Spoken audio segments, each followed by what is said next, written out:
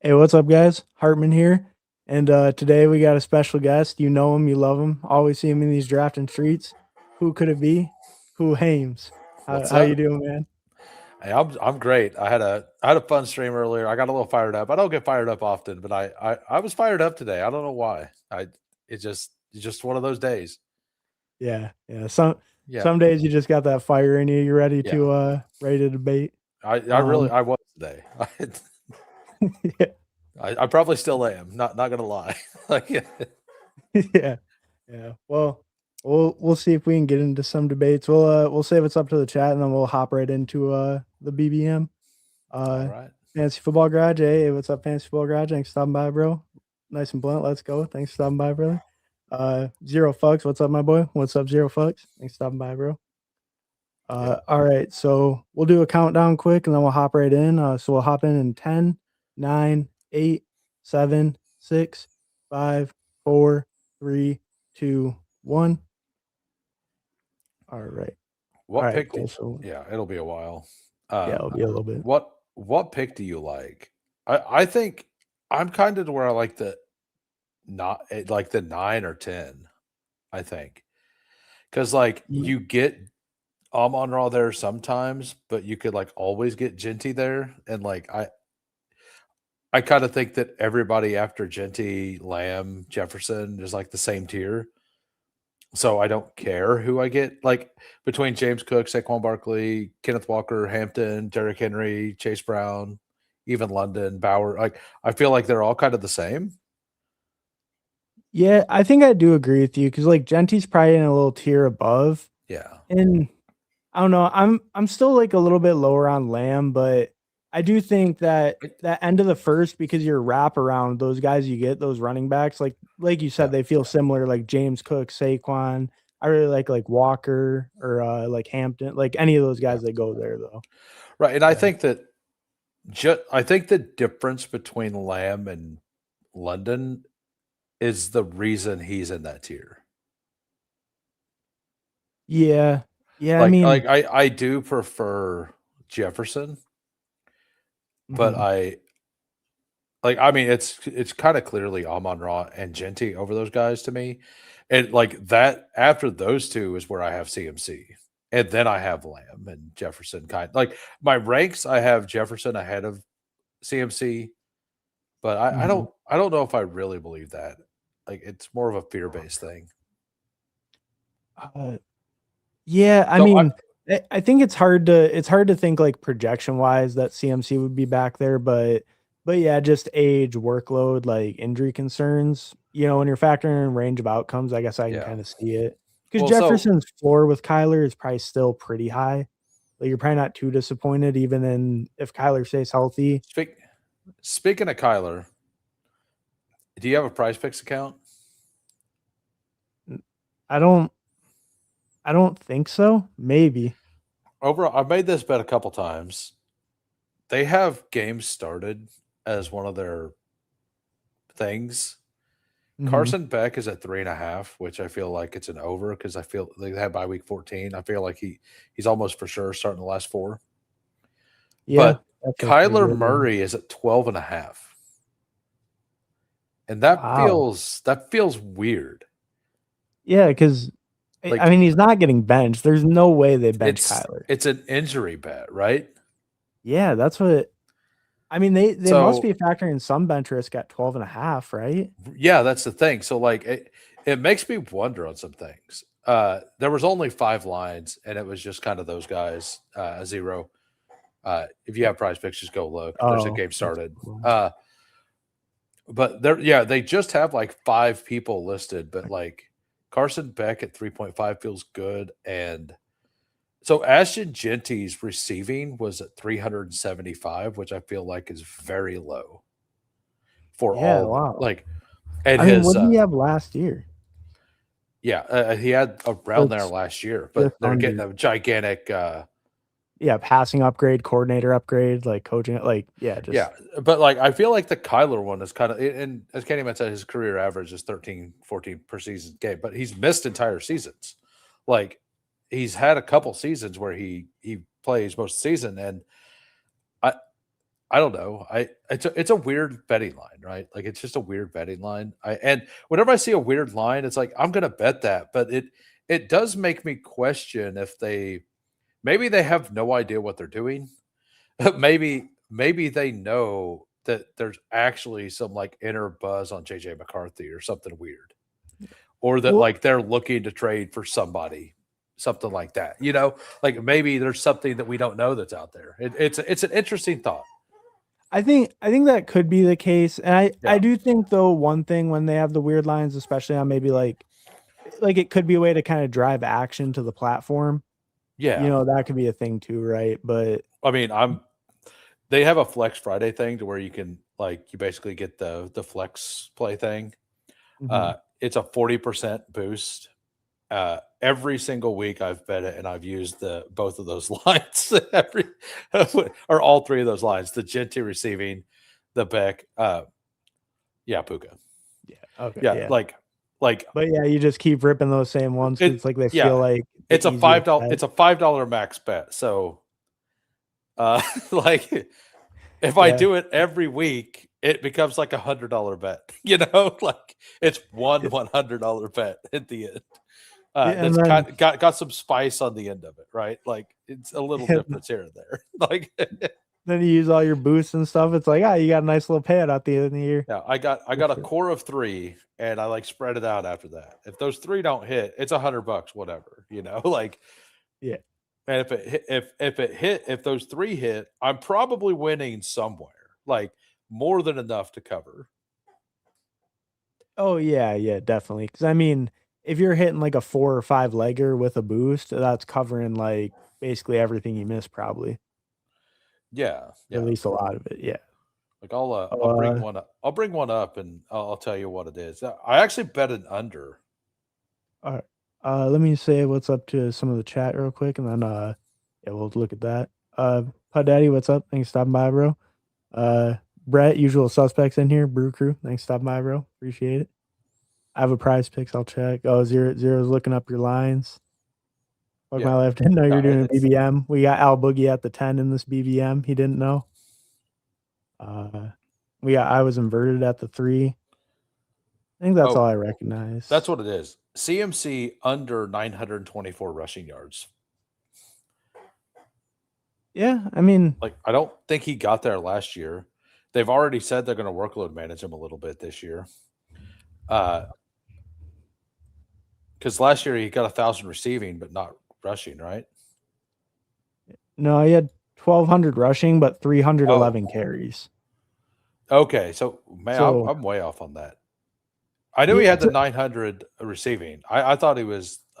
I knew he looked awful rushing. well, yeah, that's under 4 yards a carry, right? I mean, I Yeah, know yards per carry is not the best stat, but like for how he looked, yeah. yeah, and like the 400 plus touches and like the injury risk, all that. Like 924 on a 30-year-old running back that had 400 plus touches. Like that under feels pretty solid. Yeah, yeah, and like And if his efficiency's still that low, if he goes even down to like 250 carries. I'm fine with any of those top 3. Really, I prefer the top 2. I'll get some Bowers. I don't have any. So, Okay. or actually, I'll go London. All my Bowers is with Nakua. Well, All of it, all one all share. all one share. All one share. Yeah. It is only one team, but it is a BBM. I mean that does matter, right? Like you are trying to do that. Yeah. Well, Uh, and like I I actually think in love all 3 of these starts. Like Puka London, Puka Bowers, Chase London, Chase Bowers are very fun. The question is are you allowed to do like what happens in round 6 on these teams? Like round 6 feels like you can get completely boxed out if you're on this side of the board sometimes, and like there's some not fun picks that you might have to make. yeah, if Uh, you get stuck picking between like Chuba and someone, I personally prefer Travis to McBride, but McBride, me this is the too. range. It's almost clickable. I mean, I'd be fine with McBride, I, but I also prefer I Travis. yeah, let's see what we prefer. It's Uh, also correlated with London with the week oh, right, 17. week So 17, yeah. yeah. Yeah. That fits good. Yeah. So Mhm. this bet is Tucker Kraft's over under receiving yards is 574. Genty's receiving yards is 349. Christian Watson 774. Terry McLaurin 924. I feel like all of those are like way low. Like Yeah, way low. I feel like But it's season injury, long it's props, injury a event. lot of them feel They because do usually they're because anti-injury because it just takes the right. one to, like, ruin your Yeah. like I had some ruined last year. I had a one pretty big one. It would have paid, like, I think it was like $850 on, like, $10 bet. It was like a 7-legger. It was Brock Bowers receiving yards. You know, it didn't even come Yeah. close. Yeah. So 2 years ago, Bayou Bengal, he put $100 on drafters on the 8X. He missed Mhm. it by one leg, and that was Derek Carr when he got hurt. Wow. Yeah, that one's crazy. Like, 'cause that was late in the year when he was having a great year. Yeah. Damn. Yeah, no. I mean, I think that is the thing with those is to, Yeah. like, get the real payouts, you gotta multi-leg so many, and at that point, I think they're just kinda betting against you on, like, injury. Well, if you're doing that, you don't want to be doing it on a pick'em site. You want to be doing it Oh, just, like, straight betting it on on, a like straight parlay. Usually the yeah. parlays are because like 8X is 100. It should be like 100, like way more than that because it should double minus like 10% or whatever, or minus 15% every time. So like a 3X pick'em being a 6X, it should be more like an 8X because you have a R 25% chance to hit the first two, and then it's 12.5% to hit the whole thing if you're just like picking names at random. right, yeah. Yeah, I mean, pick'ems in general are just Yeah. I don't know, I try to avoid them because All right. I do a So little because that's the only thing legal here, but alright. What were you gonna I say? mean, I'm fine with either one of those top two. I prefer Scatabo, but Jacobs could be the pocket of his lowest ADP too. Yeah, I Like mean it kind of sounds like the team is like I say it kind of sounds like the team believes that he's going to be ready and healthy and able to go. yeah. And Mm. I agree. I think after 40, Jacobs really starts to interest me. That's kinda I think that's kinda where I'm at on him, especially yeah, since he came back to practice and, like, there's you know, it's hard with the Wisconsin stuff because they did say, like, you can get arrested later. It's, like, a little different than some other states, yeah, but but like the team, the way they're talking about it seems like they might have information that they feel really good that like they feel really good he's just not going to get like caught like that they've seen information like because they're not really like acting like they need to do anything and they're yeah. going as like they're just oh yeah he's here it's all good. um Do you want running back, receiver? I I'm think probably a running a back, right? third RB here is fine. I like the top two. Um, I get a little bit more Swift. Monty has the same buy as Achane, Sounds so good. yeah. And I've read it. I like Swift where he goes. I like them both, though. I have a couple Achan or Travis Scatabo Demont early like pre-draft teams, and those are all three same buy, I believe. Oh, really? Yeah, so like I have a couple teams to where I did that, I like more I than was more than one, and it's all three running backs same buy.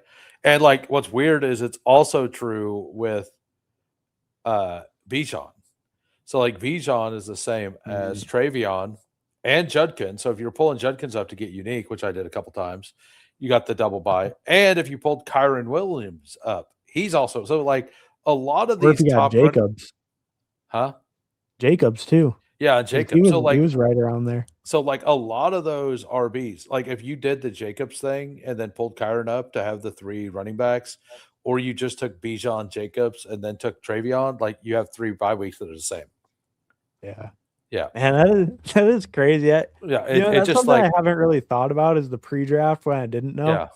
yeah. There's probably some of those Yeah. teams I go and look. I got, yeah, 3, 4 of the same bye weeks. I ain't gonna lie. every night I log into one of the sites and like look at a couple teams like at random. Like, oh, what's this pre-draft team look like? Why did I Yeah. take Odell Beckham in pre-draft? Like that was my favorite. It's like, like after he signed, I found it. I'm like, what was I doing? What was I? I remember hearing that he might work out for the Giants. I'm like, well, nobody else will have it, so let's do it. I I'll, don't feel great. yeah. And Yeah. I mean, hey, he's on the team. That's about as much as yeah, you could ask for right now. and Zero For saying, OBJ. yeah, he pairs bye weeks on purpose. And like, I do think that people over worry about not pairing your top couple people with bye weeks. I do think that the field in general is probably, and we'd have to like dig into the because like DK releases their data right after the year or whatever. Oh You could yeah, so you probably could find really see out how much it what the mattered. player combinations are and see if the same bye weeks are less paired or not. And I bet it is, but I bet it's not a, a big advantage of any kind. Yeah. So are we fully in on Arizona's offense? Marvin Harrison's the one I do actually pick. So if you wanted to get him, I'd be fine. But if we wanted to go, I mean, a different direction, I'm good with that. I'm generally just Drake May here naked, but we could do Harrison. I think Harrison's fine here too. Uh, you want It don't we'll, matter. we'll go Harrison. The QBs have been falling a little bit. Yeah. We'll get some of that good I Arizona got stacking going. I got Drake May at 84 like a couple weeks ago. Yeah, I've been seeing I haven't seen him that far. That's pretty crazy. It But was like a Jaden Daniels Drake May team. wow. Like that Yeah, I got like Cardinal Tate on that team. You know, like yeah. it's like, yeah, this feels good. Yeah, no, it is kind of I don't know. I think we definitely see it now where people are kind of sick of spending so much capital at QBs and we're seeing them fall in some rooms. Hopefully they kind of push down and we just start getting those guys more often in the 7th round. But I don't know. I feel like we're seeing it more often, especially like those 6th round guys starting to slide into the 7th, which, I didn't mind them in the 6th for most of them, like May or Daniels. Yeah, I have a hard time pushing them because I think they're just such a value already. Yeah, that is true. I mean, I don't know. I didn't mind the Drake May call, but I figured the Cardinal was the move. What do you like here? Like Pierce. We could go Pierce. I'm fine with Pierce. I'm fine with Lemon. All right. I don't love Lemon, but like I do need to mix them, and I don't need to do it here. I prefer Pierce overall, but like I kind of looking at like some season long totals and stuff. Like the Eagles are just projected to score a bunch of points every week, Yeah. Yeah. No, and that. their defensive schedule is pretty okay. So like the defenses they go against and stuff. How about Seem what's Alec Pierce's season long? Does he have one? it's like under 1,000. It's like 900. I believe it's the same as like Jameson Williams and all the people that go a full round ahead on Underdog. All right. So I mean, That's that's one not. reason. I'm assuming Zero knows, but I think he's at like 974 and like or 954 or something, and all those other guys are around that same number. Well, I can look Yeah. it up, but Yeah. I'm just having a hard time with Lemon, I guess, because I don't know. me Maybe I'm a too. little bit off on this, but it feels like the way he wins just kind of over the middle of the field just doesn't really align with Jalen Hurts, right? Like Jalen Hurts just doesn't Well, throw to those routes very often. I agree fully, and that was my original take, and I don't think that take is wrong. What I think could be wrong is that they have had many chances to add somebody that plays outside receiver, and they're Mhm. not doing it, which means that they believe that Mekhi Lemon could probably play outside receiver. You don't think So it's Dontavian Wicks running the sacrificial X all game? I think that they traded up because they fully believe in the player. Like just like Yeah. I think being out as I have been on Lemon post draft is wrong, but I've also kind of been out on it because I don't really see, even if he like gets super hyped, I'm not going to have a problem moving him in front of Parker Washington, Marvin Harrison, and Brian Thomas. Like Yeah. I feel like it's a pretty okay fade to make because I don't love the players in the round before him. So if I have to move him up above, like if I had to move him 15 spots, well, if I don't like all those players in that range at their cost, like I feel like it's a weak range. Like, yeah, Yeah. Yeah, no, I agree. I think the other rookie wide receivers are like, if he pushed up into that range, I might have a little bit harder time taking him over like Tyson or Tate.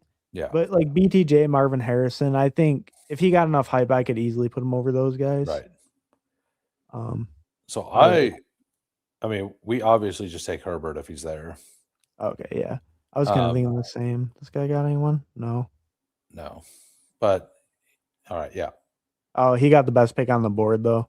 he Shout out did. V. Stevens. What are we gonna? We're not gonna get a double stack Michael Wilson. We're not gonna get double stack Arizona. What are we gonna do? I know. Too bad we got Justin Herbert instead. We could have got Yeah, Jacoby Brissett later. and I'm gonna recommend a play I don't even like if he comes back around. Oh, I know who it is. I don't like him very much either, but I he think we probably have makes to. sense on the I think team. we have to, right? If it Yeah, happens, yeah. like I don't like the price of that player very much, but it is fine. And No, and Xavier, his do you price see? isn't terrible for the spikes, you Yeah, know, like he should probably be like a round cheaper, but I don't think he's like way overpriced. yeah, Johnson. Oh, Oh, he he's already went. gone. Okay, All right, fair all right. enough. Laporta. Laporta? How about Stafford? You want to just rip Oh Stafford yeah, we have randomly? Puka. Let's just Yeah. go ahead and do that, and we'll backstack him. I like the rest of our team so far. Okay, so Alec Pierce, Oh yeah, let me he has a higher receiving total right now than Egbuka, DK Metcalf, Mike Evans, Marvin Harrison, Lad McConkey, Luther Burden, T. Higgins, Devontae Adams, Jordan Tyson, Carnell Tate, DJ Moore, Mike, uh, Roma Dunze. Yeah, wow. all of those players go ahead of him. Christian Watson, Brian Wow. Thomas, Yeah. I mean, I guess it's all of just those players go. because like realistically, he's kind of the Colts' only real like downfield winner, right? I guess I mean Warren kind of can because Warren kind of do everything, Yeah. but he's like the only real like explosive downfield winner they have. I guess yeah, his role's just so safe, and it's just if you project Alec Pierce for like 100+ targets, I mean, how do you really get less than like Yep. 950 or 1,000? Well, I mean, he turned 47 receptions into 1,000 yards. Right, right.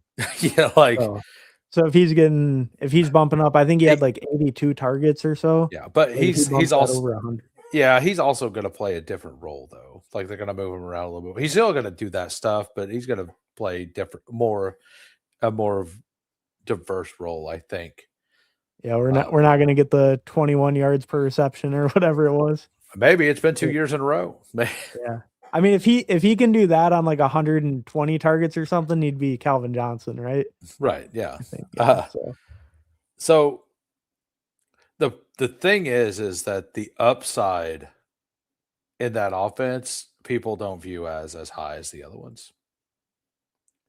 yeah, And I think I don't know why that is. Like I don't have a bag of Alec Pierce, but I did in pre-draft, and I kind of moved off of it a little bit because I've kind of just gotten to where I have a bag of Tyler Warren instead. But that's fair too. Yeah. there's not a one of those two have to be like a really good pick. Like Yeah. almost for sure has to be. Yeah. I think Warren's probably like safer where it just he feels really hard to see him like disappointing with how involved he is. Yeah. Um, Rashad White? yeah. Yeah, I think so. I need more Rashad White. And Yeah. I think took bags of him, and I don't think I've clicked Rashad White in like 2 weeks. And I really? still have like 9 or 10%. Oh wow. So is there a reason you haven't clicked him in a couple weeks? Well, number one, I've mostly been doing super flex, and I'm generally done at running back by that point. and maybe just mix in a random guy later. Number 2, I've been drafting mostly on the left side or the right side of the board whenever I've been in non-superflex stuff. So, and he tends to go on this turn, and I think if you're on the other turn, you usually have the double RB start ish, or you've gotten RBs better because Yeah, like Judkins all and the turns fall good on the right, like 5, yeah, 6, 7, 8. You can usually yeah, get good values on any of them. yeah. All right, We could get Kelsey for the game stack. We don't let's have a do tight that. end yet. Let's do that. All right. I Yeah. like that. I was Because gonna Kelsey's say, a good price right now. yeah, like I don't think his price is bad at all. Yeah. It's surprising he didn't move up a little bit more. I don't know, just kind of as the summer went on, I thought he would be a little bit more of a riser. But I I guess maybe there's not a ton of room. It's not like Laporta and Pitts and Fannin are too far Well, ahead. there's a reason that the sidekick and all these projection things are like the solver and everything. I don't know if the solver's doing as much, but there's a reason a lot of people, smart people, are kind of in on trying to hit the tight end flex this year. It's because tight ends just project like the ones down the board used to project more, Hmm. and that's why the late tight end stuff was so good. Now it's the ones in the middle. Yeah. Yeah, Like like you all compare like these well, guys in the ninth round to the receivers or running backs. like let's be honest, like George Kittle, if he's like, I mean, if he's healthy week 1, it's whatever. But let's just go Kyle Pitts versus Pittman, right? Right. Like without positional advantage, like isn't it like basically the same, if not in Pitts' favor? Yeah, I mean, I think I would probably agree because I think it's really, really similar because they're probably going to play a similar number of routes. Pittman will probably get a little bit more like target share, but Pitts will be more, efficient, like higher yards per reception and stuff. Right. So, yeah, I mean, I think they would project pretty similar. And I think Pitts would probably project better than like, Golden, Oh yeah. probably even Gainwell. I mean, maybe not like Dobbins, but probably better Not my than boy Myers. Gainwell. My boy Gainwell is going to be a 1-2 turn pick next year. No. I mean, he might No, be, he might no. be, but initial projection. Oh, okay. Okay. Yeah. Before he takes over, before people know the truth. Right. That's right. Like Yeah. keep it on the DL. Don't tell anybody. So he could take Gadsden, could take I Dimes, or a receiver running I back. think we just take Gadsden, or like I think we do that. Yeah. All right. I don't think we have to have another quarterback, but if Dimes comes back around, I love it. You know? All right. Yeah. I mean, I feel the same. Herbert Stafford's like plenty fine. Yeah. And then, okay, Dimes goes. But yeah, like, I think as long as you have someone like two QBs kind of before Love Baker, I think is always kind of reasonable to stop, or before Yeah. Shuck, I guess would be kind of more the one. But I think And that's like always reasonable to stop. and Gadsden is a spike week player. Like I think he's the kind of guy who, and for this, like they say not to stack tight ends in the game because they don't go off together. Well, Gadsden could just be the guy you need in week 15, 16. And then let's say we get two touchdowns out of Kelsey. Brendan Thompson in the last round, and he's the guy you need in week 17 for 18 points or whatever on the one long touchdown. Like he has a Cavante Turpin game, right? The one Right. 80-yard touchdown at week 17. Like that's, and Kelsey's the tight end you need because he's cooking on the bring back. Yeah. What do you like here? How about Jalen McMillan? You don't have any. Do you not like him? Oh no, yeah, I'm not much of a Jalen McMillan believer. I mean, I do think though, like Ted Hurst, I mean he's not the highest capital rookie, and I don't think those like little bit of coaches' comments meant everything. I think those kind of got overblown. well, So we have double anchor receiver here in Puka London, and he could McMillan be is kind of our a touchdown red zone guy. McMillan's our week 17 bring back. Right. He plays the Rams, right? Yeah, I don't I like some of the guys here a lot more than McMillan, but on this specifical, I'm making up words out here. You're welcome. But this specific team, I do think that he fits pretty well. Yeah. I mean, as a week 17 game stack, I think he fits. And then, you know, I probably should have more than 0. He could definitely have a role in that offense. And then, like the Bucks are a team I'm like pretty in on, like improving kind of, over last year. I think they had so many injuries and stuff. Um, Uh, I them and the Eagles are teams that for whatever reason, I just cannot like find myself buying fully in. Which with that being said, like I have bags of Kenneth Gainwell, Chris Godwin. Yeah. My biggest Bucks piece is Godwin by quite a bit. I was taking a lot of Baker pre-draft, but Godwin's been my big one. I don't have hardly any Igbuka. So I guess like I, I'm kind of buying it on the Bucks, like bits and pieces. I stopped taking Cade Otton completely whenever they drafted Ted Hurst. And I know that it's just they're adding more weapons, and Otton's only really ever been useful whenever like they're down 2 receivers. Yeah. Yeah, no, that's true. And even last year when they had all the injuries, like he was pretty unimpressive. I Yeah. mean, I don't know, like 2 years ago when Mike Evans went down, like he had a crazy hot streak. But like last year, I feel like it's fine if you had him, but I don't know, it wasn't like he was the huge like value that you were getting that was really giving you the edge with all his injuries. So do we want to just pull up Mendoza? Yeah, sure. I mean, Oh wait, never mind. why? Never mind. All right. Uh I'm fine with yeah. Yeah, let's do that. All right. Yeah. I for whatever reason I was thinking we took Bowers. Oh yeah. Well, I think I Because almost I I almost said did and I switched it to London. and then that's why our team is the way it is, because that's why we have Travis.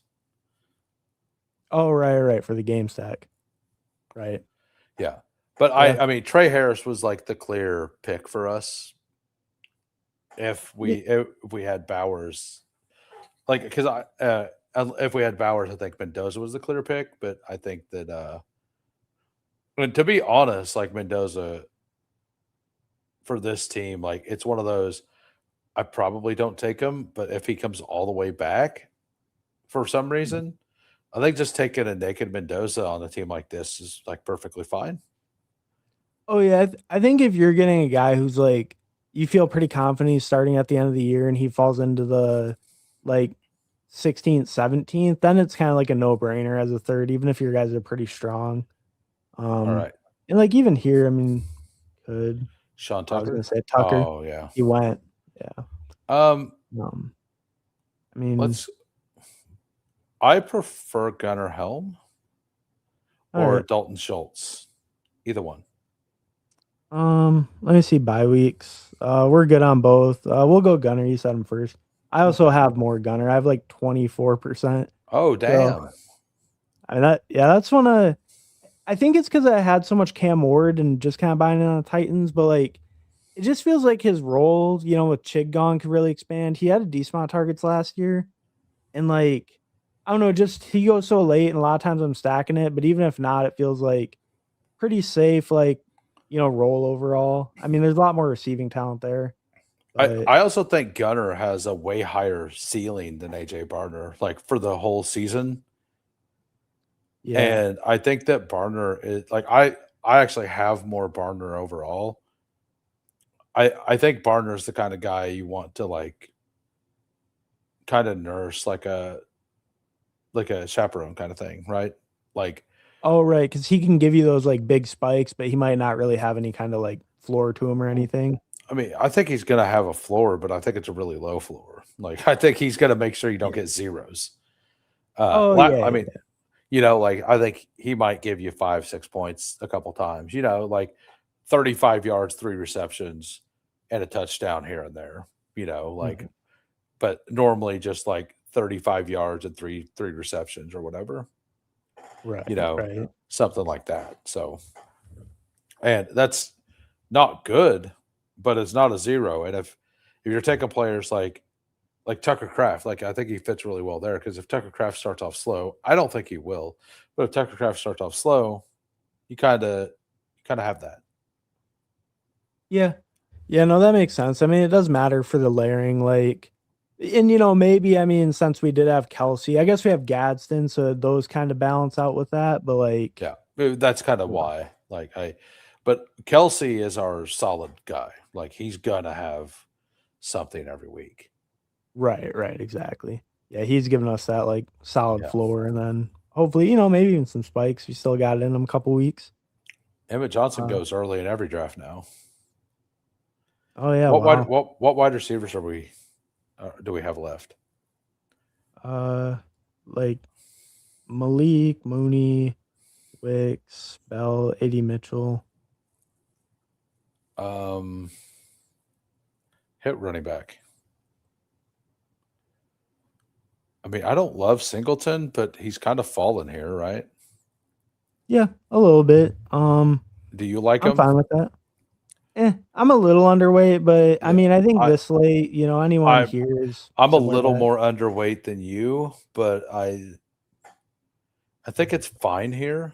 Like yeah. we Oh, don't need him, right? Like we were going to take like a home run swing probably at running back there because our mhm. top three are solid, and Rashad White is probably like just he's going to get something every week.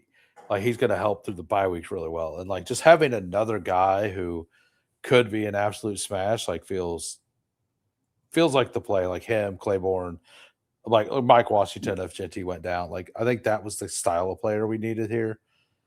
Yeah, I definitely agree. I mean, we just Yeah, want the moonshot at running back hit because quarterback. Do we want to just take Penix or Tua here? you're more of a Penix guy. I think he's playing at the end of the season, All right. and if we don't really like, I don't know. Do you agree? I lean more towards Tua, but I We don't. could I have a we could little do bit either. of Tua, no Penix. We could do So either one. I just get this feeling they're gonna Penix is gonna play at the back half of the season. yeah, I mean, it could be one of those things like see what the young guy has kind of thing, right? Yeah, Like maybe something like that. Tua is only there for 1 year. Maybe if they're kind of more like that is the thing too. If since the, Tua's only the, there for 1 year, and if they're kind of more middling, they might just bench him because they don't want to like repay him again or well, something. And well, they the got team needs to know if Michael Penix is their future. right. Like I think it makes a lot of sense, even unless they're like 8-5. Like I think even if they're like 6-6, they're still like, well, Penix could be what brings us over the hump. And if not, like we still need to know. Well, right, because I mean Tua's gone next year, so they need to know whether they're drafting someone or whether they're sticking And with next Penix year they have to decide. or sign Tua.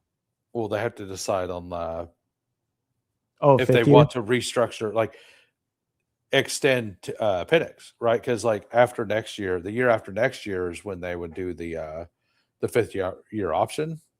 Because I guess it was what 2 years ago was when he was drafted, so this would be a third year. Yeah. So entering the fourth year, I think is when they have to decide if they have the fifth year option or not. So they kind of need to know. Right. Because if they have to decide next offseason, then I yeah, you don't believe want to that's how commit. that works. So, and if that's how that works, it only makes sense that at some point this season we absolutely have to see Penix. Yeah. Yeah, and I mean, I do agree. Like, you look at their win total, it's 6.5. If they're more of a middling team and they're not in playoff contention, like it just it does seem hard to believe they're gonna keep Tua in there. Like they're gonna want to see what they have with Penix for sure. Hey, we got a 28 watching. We got 16 likes. Go ahead and give Hartman a like here. Oh yeah. Smash that like if you're here. Hit subscribe if you haven't already. And if by some miracle any of you haven't seen Hoohames, go check out his channel. I'm sure you have. I will say what's up to a couple of people that stop by. Lil Smo, hey, what's up, Lil Smo? FK Cooler, season long, generally unders only. Yeah, that's maybe smart. What's up, Coolers? Dark Side with a great comment. Hey guys, what's up, Halley Line?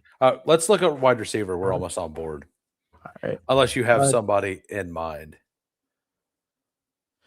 Not especially. I mean, we could get that like Brennan Thompson guy. I know kind you of mentioned like. him. Do you like Torrey Horton? I'm fine with it. Yeah, I'm not. I haven't picked any post draft, but I had a pretty good bag pre draft.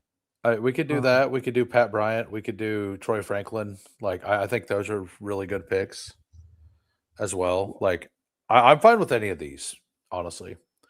I Probably Torrey. So I mean that's another by week 11. I'm not sure what our by week 11 looks like. It's just, I mean, it is our It's top just the two, top but two. it's just Yeah, the top it's two and fine. him. So It's fine. Jalen McMillan, get in the end zone week 11, please. Yeah. But get on the field. Week 11. Nothing else. Get on the field. Oh yeah, that's a good point, Dark Side Dev. I just saw it. Yeah, I don't realize how bad Tua was because we just all stopped watching Miami. That's such a great comment. And that's fair. If you're a red zone enjoyer, you were not seeing much of the Dolphins last year.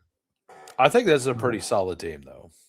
We got 3 week 17 games stacked up as well. I'm not sure if you noticed that, but yeah, we got New Orleans with Atlanta. We got the Rams with Tampa Bay, and then who did the chart? Oh, Kansas City, right? Yeah. Who's our? Oh, Kelsey, right? I forgot we got we got Nice and Blood's favorite team versus my favorite team. You know, my favorite team, my favorite team, the Chargers, and his favorite team, the Chiefs. Yeah, no, I mean, big Chargers stack, one Chief bring back. Yeah, that's right. Yeah. But yeah, no, I think it's pretty solid. I'll read it off real quick. We got a 3-5-7-3. We got Herbert, Stafford, Penix, Travis Etienne Jr., Josh Jacobs, DeAndre Swift, Rashad White, Nick Singleton, Puka Nacua, Drake London, Marvin Harrison, Alec Pierce, Jalen McMillan, Trey Harris, Torrey Horton, Travis Kelce, Aronde Gadsden, Gunnar Helm. I mean, I think it's like a really solid balance build. I think, like we mentioned earlier, those top 3 RBs feel really strong, and then White's like a really good fourth. We're gonna feel in a month. We're gonna feel great or horrible about this team with the Josh Jacobs pick. Oh yeah, I mean he is a pretty big like link into it. Like our B room could survive without him for a little bit, but if he's getting suspended for this, it's probably half the year or more. It's fully possible that in 2 weeks the Jacob news looks a little worse, but it's not like that bad. But he drops like a round into round 5, but Swift also moves up, and it's just the same draft. And it's like because I know ETR. I know on DraftKings, I think they had Swift ranked in the 30s, like 38 or something, 39. Wow. I mean, I guess he would move up on DraftKings a little, but that seems pretty aggressive. I mean, I've thought he's very underpriced this entire offseason. So yeah. So I'm having a hard time not taking him a lot and believing in the Kellen Moore team at some point in every draft. So I'm not even a big believer in Travis as a player. I just am a big believer in that team. Yeah, that team, that system. I mean, you just know the play volume is going to be so high, and that's just such a good starting point. Just knowing that there's going to be a ton of volume to go around. It's like, I don't know. That's just such a good starting point for an offense. It really is. It really is. Make sure I caught everyone in the chat. Rose vs. Pros, Alec Pierce equals Deshaun Jackson. Hell yeah. Thanks for stopping by, bro. I haven't seen him around. Yeah, no, I've never seen that name before. Yeah. Welcome to the community. Hope you enjoy the content. Yeah, hope you enjoy the content. Hope you enjoy best ball drafts. You can find a lot of them on YouTube if you're looking. Yeah. All right. I don't think anyone was. Oh, Al Boogie was in here. We'll check out Al Boogie's team, see what he was rocking with. He had a 3-5-8-2. Went Dak, Baker, Geno Smith. I think that's fine QB room. Henry, Javante, Montgomery, Gainwell, Connor. Pretty solid running back room. Solid top 4. CeeDee Lamb, T. Higgins, Jordan Tyson, Chris Godwin, Travis Hunter, Juwan, Ted Hurst, Darnell Mooney, Ferguson, Juwan. A little bit lighter at tight end, but it's probably like fine enough. Receiver feels okay, I think. Maybe would have been nice to get a little bit better fifth, but I guess Hunter's moving up a little, so that's probably fine. It's been decent capital, like early and mid. What do you think? Who? Yeah, it's Like solid overall, pretty balanced, right? yeah, I've man the I know those two tight end builds work sometimes, like the Jake Ferg Jawan. Hmm. And Jawan has been on like what the last two BBM winners. Yeah, I think so. Yeah, it's one of those weird like this can't be real things, but it is. Uh, but yeah, I have a hard time stopping with those two tight ends. It is all. Yeah, no, I mean, I think so too. It's a little bit weaker, but it's like on that fringe, but it is definitely on the weaker side for stopping at two. Yeah. Um, all right. I think we'll probably just hop right into another. First down fantasy in here. What's up, bro? After watching Who and Nice and Blunt Live, been trying to get more of that Chiefs Chargers game. LOL. Yeah, you guys are having an impact, pushing the best game for Week 17. That's not Um, exactly what we want. We want you guys to not believe in it and let us have it. yeah, yeah, no, for real. Well, see, it's good for me because I want all my Lions Bears, so it keeps people off the scent. I mean, man, there are I don't you love do you, are you Burden or Loveland? Burden or Or Loveland? or are you mix them both in? I would say I kind of mix them both in, but I'm definitely picking more Loveland. I would bet that Burden is my lowest like bear other than Moningai. Moningai is definitely my lowest. Yeah. Yeah, like I picked the most Rome. That's a little bit more than I would have thought I had, but most Rome, little overweight Colston, little overweight Caleb. I don't know about you, but like these Amon Ra one running back and then like anybody into Loveland teams feels so fun. Amon Ra, one running back, anyone into the Loveland. Yeah, Yeah, I mean I think because then it's like Amon you Ra Hampton, Zay Flowers Loveland, right? Like doesn't that just sound awesome? yeah, because it feels like you're strong enough at receiver that you're not really like needing to grab it on that 5-6 turn as long as you probably get like another one or two by like eighth or ninth And round, you're probably chilling. yeah, and if you're getting Amon Ra, you're almost always in a position that not all of the RBs are done. So like at worst, you get like Jadarian Price or Quinshon Judkins or Bashal Tootin like in round 5. Right.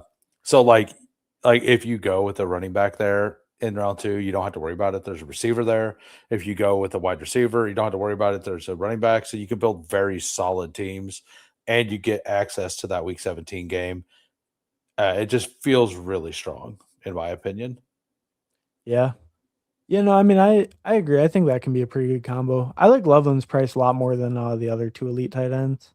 I mean, I know I've heard you kind of say that too, but like I you've actually been like saying that for a I minute. like the Bowers price. I don't like The McBride. I actually like a lot of the higher. I'm one of the few people I like a lot of the higher tight ends. I like Laporta's. I like Kraft. I like Warren's. I like love Loveland's. I like Bowers. I just don't like McBride's. Yeah, McBride's my least favorite. I have And like I think one and share. I will say that like I still think Loveland and McBride should be a lot closer. But if when I think we're going to get to a point that McBride is basically pick 32, 33. And at that point, I'm going to mix them in, probably not at 8%, but I'll probably be like 4 to 5% instead of the 2 to 3% I am now. Yeah. Yeah, I agree. When he's closer to that 3-4 turn, it feels like a lot more palatable. Yeah. Because yeah, I don't know, because there's a pretty steep fall off in talent, I think, when you get on that 3-4 turn. Like a lot of those receivers feel kind of the same as like the fourth round guys. And then sometimes the running backs that come back to you, are kind of similar to the fourth round guys. Yeah. So I think that turn feels a lot better. Uh Yeah. all All right. right. Yeah, so I'll count it down. We'll hop into another one. I mean, you're all good? I Or I have nothing to do for 2 more days. all right, all right. There we go. Love it. Just ripping drafts.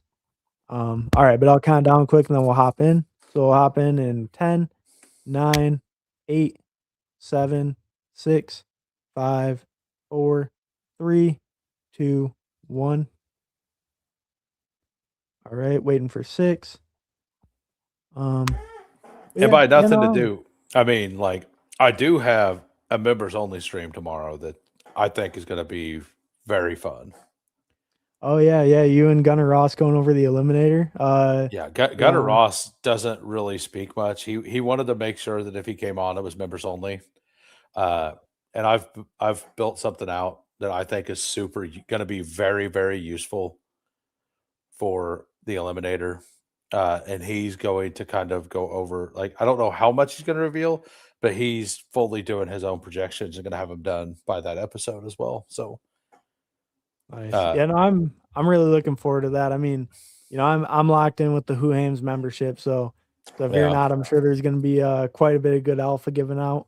You I'm know. pretty sure that we're because a lot of the memberships have died down because it's basically almost exactly a month after. I think Mhm. that people are going to really like talk about it a bit, and other people will buy the membership after that to watch the episode. I'm hoping. Yeah. Uh, Wait, and kind of like you're talking to, like with those strategy like type videos and just kind of more like structural focus, like or I don't know exactly what it'll be, but just more strategy based. It's like it's really evergreen for the whole summer. Like, yeah, so yeah, that's nice too, because like people can go back exactly. if they become a member in a couple weeks or a month or whatever. Yeah, You can be like, oh, I have this backlog too. You can check out. I mean, some of the information will change, Right, right. which I'll kind of go over, but like, I don't think it's going to change that much. But it's like everything. Like, if Drake London goes out for the season, the entire offense changes in Atlanta. Oh yeah, yeah, You definitely. right? Like Yeah, yeah. Stuff like that would change like like, that specific and team, of that course. changes like how where's Bijan? Like, is Bijan a better pick than Gibbs overall because of the bye week? Yeah.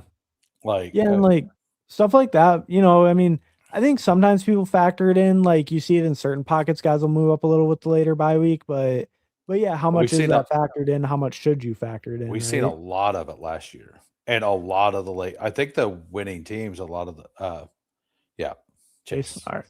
I've been Chase at 3 basically the entire offseason. Yeah, me too. I don't think I've really ever picked Pook over him. I mean, maybe once, but like I just have a little less chase because like Yeah. pick slot, but yeah, There chase at 3.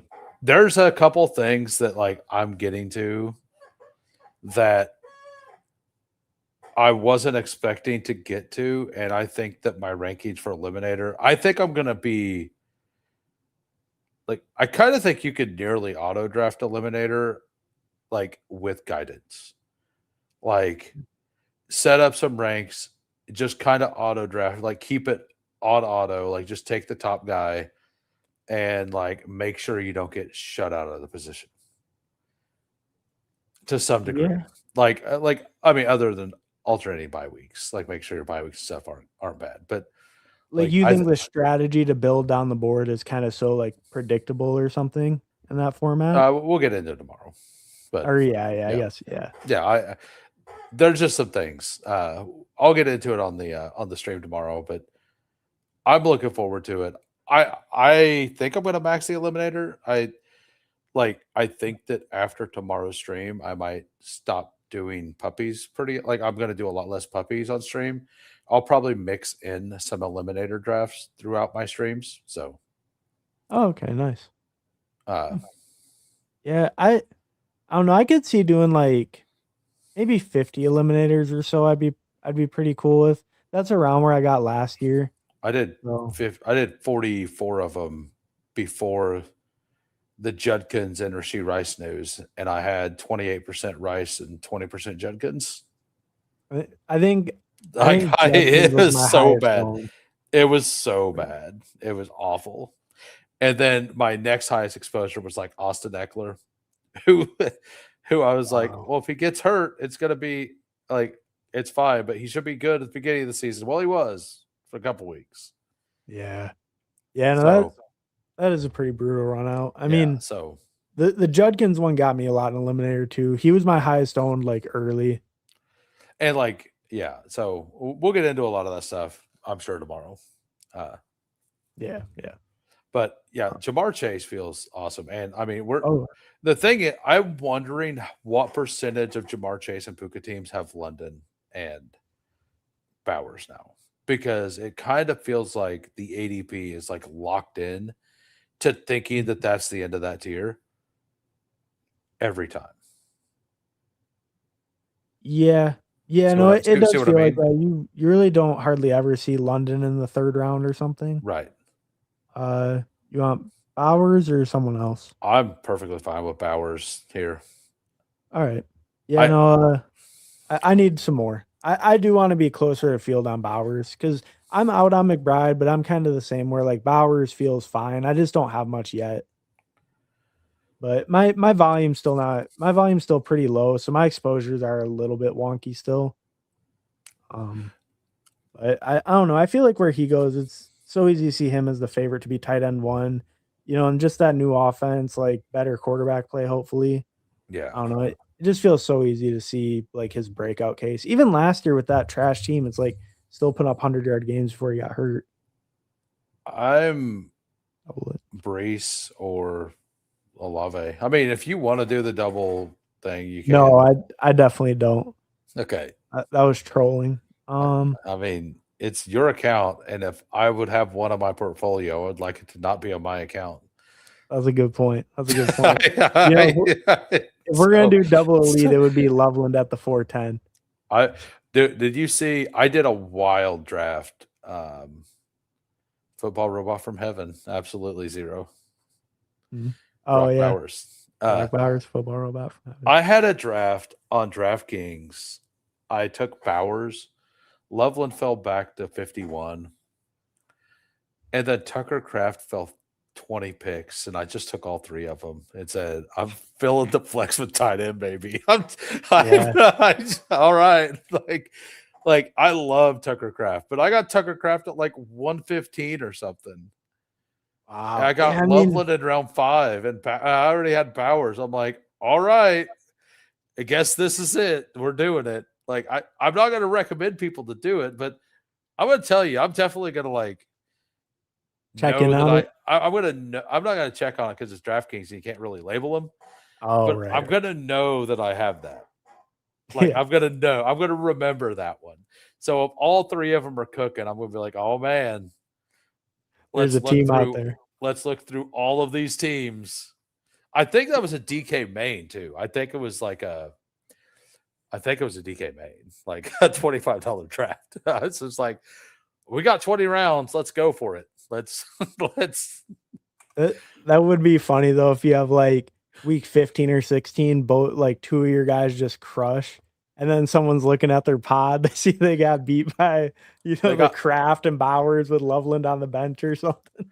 Yeah, you got a 44. They have Bauer, like you have Bowers, which is like 44 points, like Kyle Pitts, right? They have McBride, which is 31 points that week, right? In week 15. And they're like, well, I can make up some ground because I have the guy that's closest to him. And they look, and you had both. It's like you have the 44 and the 31. Yeah. and it's like, you still have Kraft. What are you doing? What are you?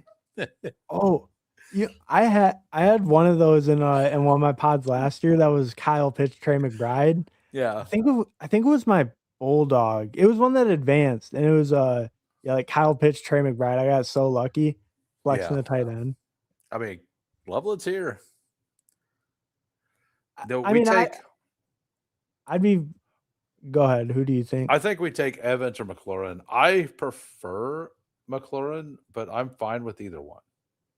Yeah, I mean, I think both are good picks, and I have less Terry, so I'm fine with getting a little bit more. Yeah. And I really like, now that Jaden's starting to slide a little bit, or kind of all the quarterbacks, I think there's a better chance you get him at 70. he's still kind of the one people just take naked the most often, but at least it feels like there's a better chance now you get What him back. what I don't get is why aren't people just taking naked Drake May? They act like they can't do that. I know one like I mean, It, I it guess doesn't it doesn't make any sense. Like I'm like, no, it's like it's perfectly fine. Like what, you don't get the one stacking partner in AJ Brown? yeah. Yeah, exactly. That's the thing. Like you can still get Romeo or Henry if you want, or you can just have them on stacked or Booty too. But, like, Uh, or you just have them on stack. do Like he I think wins. we just take Loveland here, right? Like I'm fully up for taking Loveland here. Or Yeah. I'll do it. I wouldn't probably normally do it, but I think in the fifth it's a good enough value. I'm willing to do it, and it seems fine. All right, okay, good. RB1. Good. Shout out Thank you. Drew, shout out Thank you. RB1. Uh Oh, let's uh, take JMO or Christian Watson, mm, or just naked Lamar. Like I'm fine with any of it. we'll go JMO. I know he has the Okay. same buy as Chase, but I mean not too big of a deal. But I mean, you're not looking you're not building JMO to get there every week. Like you're still going to add a Shakir or something to like assist JMO along, right? So yeah, the same bye week with anybody with JMO should never matter because you should never rely on him for points. yeah, You that's fair. just JMO can give you a yeah. 0 any given week, just as easy as he can give you like the spike. He can give you Uh, a full 0. Terry Saber second and 26. What's that I do? recently, and as recently, I mean today, changed some of my ranks. I moved Jalen Waddle up a bit. I put him in solidly into the fourth round. So know that I don't like Luther Burden, but I moved him ahead of Luther Burden. So yeah, I had a Luther Burden, but take it with a little grain of salt. Yeah, I have him. I mean, I personally like Waddle and Terry McLaurin ahead of Igbuka and Burden Yeah, and Adams and Evans.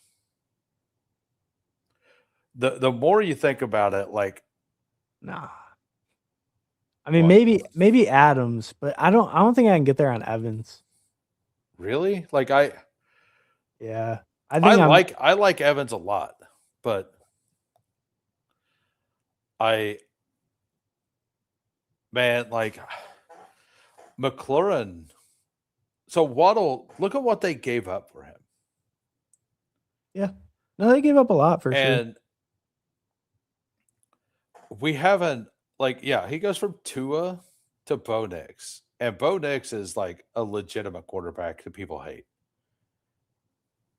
Just like Tua. Like Tua is an illegitimate quarterback that people love, actually. Uh, like, Yeah, like because yeah. Tua's a real mixed bag. yeah, He's divisive. people like him as a person, so they like him. Like they just Yeah. like him, right? Well, I think with Tua too, he had some like cherry pick stats that were really nice when like, Yeah. maybe they were kind of more McDaniel stats. It was like when Miami was actually kind of firing, like, right, he was like the best deep ball thrower in the NFL allegedly and stuff. Like people would have like stats like that and stuff. I So think maybe some of that goodwill kind of carried. yeah, this exact situation is like why I don't love this side of the board. I mean, if Yeah. Burrow makes it, we take Burrow pretty easy. Oh yeah, we have DeMar Chase. Yeah, that's all right. No, So I that mean, worked out. yeah, just naked Burrow. Why not? Yeah, yeah. I think it's because we were talking about like You were the so, you were naked like May and stuff. you were like you're like you heard it and you moved down. You're like absolutely not. What else are we gonna do? Oh wait, we got Chase. Oh wait, okay, yeah. Let's take Burrow. I think that's a good idea. I think that's Yeah, yeah. How do you expect me to remember a first round pick all this way? so. I So, put. I got a funny story to tell you. What's our bye weeks at running back? 13. We only have Brees. Yeah. Uh, Do we want to like full push, or do we want to take Ramondre or Pollard here? I'd probably be Mondre, but if you want a receiver, I'm fine with that. Let's take Ramondre. All right. Yeah, I mean, like I'd be fine if we did want to do that Lemon or Pierce thing, but Yeah. I think Ramondre as our RB2, it feels so much safer. We're not as a we're not at as much risk. Like I think back here, like at 94.99, you can get good running back values, but there's It's a chance so you hit or kind of are miss. forced to reach. Yeah. Yeah. So this little story, we got I set Joe Burrow at, as my 69th quarterback, Wait. which is As your one spot before before, like, because if you pick at 3 and you have Jamar Chase at 3, you have mhm. pick 70, or not quarterback. I have him 69th overall. So Okay, right. because I was playing around with some auto drafting stuff, and I was like, I don't want to just never get that if it's a possibility. So I auto drafted a the Frenchie 2. I auto drafted the last 3. I did a stream with 2 of them, and I just auto drafted the last 3 just to see what my ranks would do. The very first one, I got Puka Naked Burrow. I'm like an exact 68 players went ahead of him. And I look at him like, really? Really? And not one I'm follower. like, I'm like, come on. Man. So I'm thinking about because I don't even think he's really a great price. Like Y- in that Yeah, round, even stacked. yeah, I think his price it just kind of depends. Like in this lobby, I think he's a good price Yeah. because like all the guys went before him. But most of the time, it's like he should probably be closer to like where Dak normally goes, like end of seventh or something. Because I feel like he's more similar to Dak, where it's just like so little rushing upside, but they could be the highest pass volume offenses. Yeah. Burrow maybe has a little bit higher chance of like leading in yardage or touchdown, so maybe he's a little more valuable. But yeah, I don't know. Like Yeah. he just doesn't have the rushing upside to really compete with like May and Right. Jaden, Caleb even. Yeah. Caleb So needs to take a step as a passer, but Tyler's Perry is asking a question, and if you've been listening to me, I've been saying that the whole time. Not like H them you lose Tua, and like we don't know that Malik Willis can actually, yeah. 0%. And then I've also been saying exactly what Zero's saying there. Like, so you're going to get part of the season with Bijan, who got 70 some receptions last year, and nobody's acting like that matters, and they're just force feeding Dan Campbell's RB1 with Drew Petzing to to the 101. Like Yeah. I I don't, mean, especially like so here, let's make this pick let's quick. take Trevor Lawrence.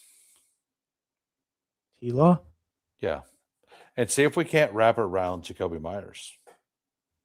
All right. Yeah. And then build out that because we got Terry McLaurin. So Oh yeah. So we can. Yeah. Yeah. I guess that does make sense to game stack. I mean, I you don't got, usually pick the naked T-Law, but he does have a lot of options down the board. I mean, he So has Travis Hunter still. He has, I mean, if we don't even need to take Myers here. We could just go with an RB.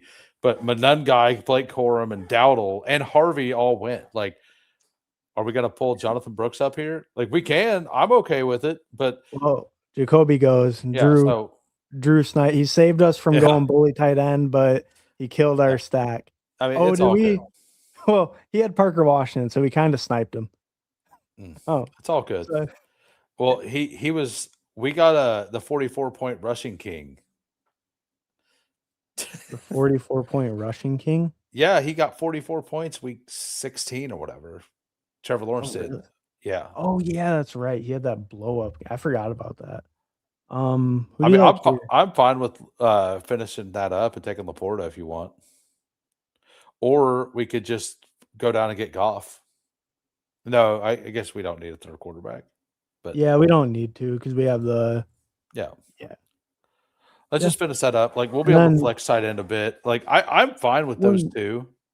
and we can finish both positions at 2 if we want. Maybe we look at the third QB more, but like Yeah. we could finish both positions at 2, so we don't really have to worry about getting a third in either if nothing decent falls to us. Yeah, Um, Chiraya says people miss the T-Law breakout. Yeah. The other guy sniped my Purdy, and the other guy sniped my deck. Well, I did a DK main today, and that's exactly what happened to me all the way down the board. Like it felt awful. I backstacked 2 quarterbacks and hated every minute of it. And then the backstack options, I was like, oh, I'm going to get this really nice backstack CJ Stroud that I took at 120 because every quarterback's off the board. Like, yeah. and then Tank Dell went 24 picks or whatever ahead of ADP. I'm like, okay, all right. The tanked L hype, it's getting out of control in some places. Right. I can't. Yeah, you can't even like guarantee him, like you said. Like it used to just be 17th round. You can guarantee Tank Dell is going to be there. Now Well, so runs one route in camp. I do think that like on DraftKings, like Gibbs and Achan or Gibbs and Bijan, I think that they're both deserving of the 101. I think that picking a side and only going with that side and like acting like it's something that you have to fight to the death over is the wrong way to approach it.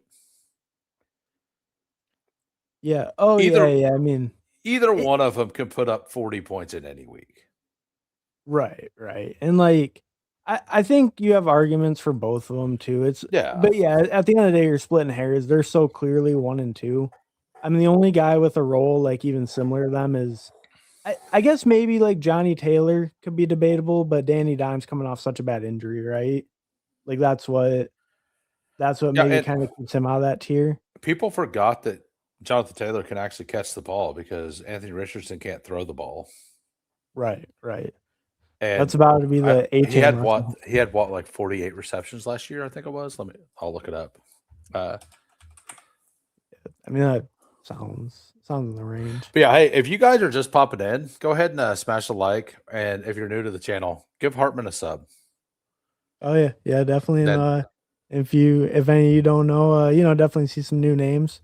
But yeah, drop a like, drop a sub, and check out Hoohames if any of you don't know somehow. He's doing a big eliminator stream tomorrow. Streams almost every day. yeah, I go live every Monday through Friday, 4 p.m. Central, every Sunday night, 6:30 p.m. Real fun over there.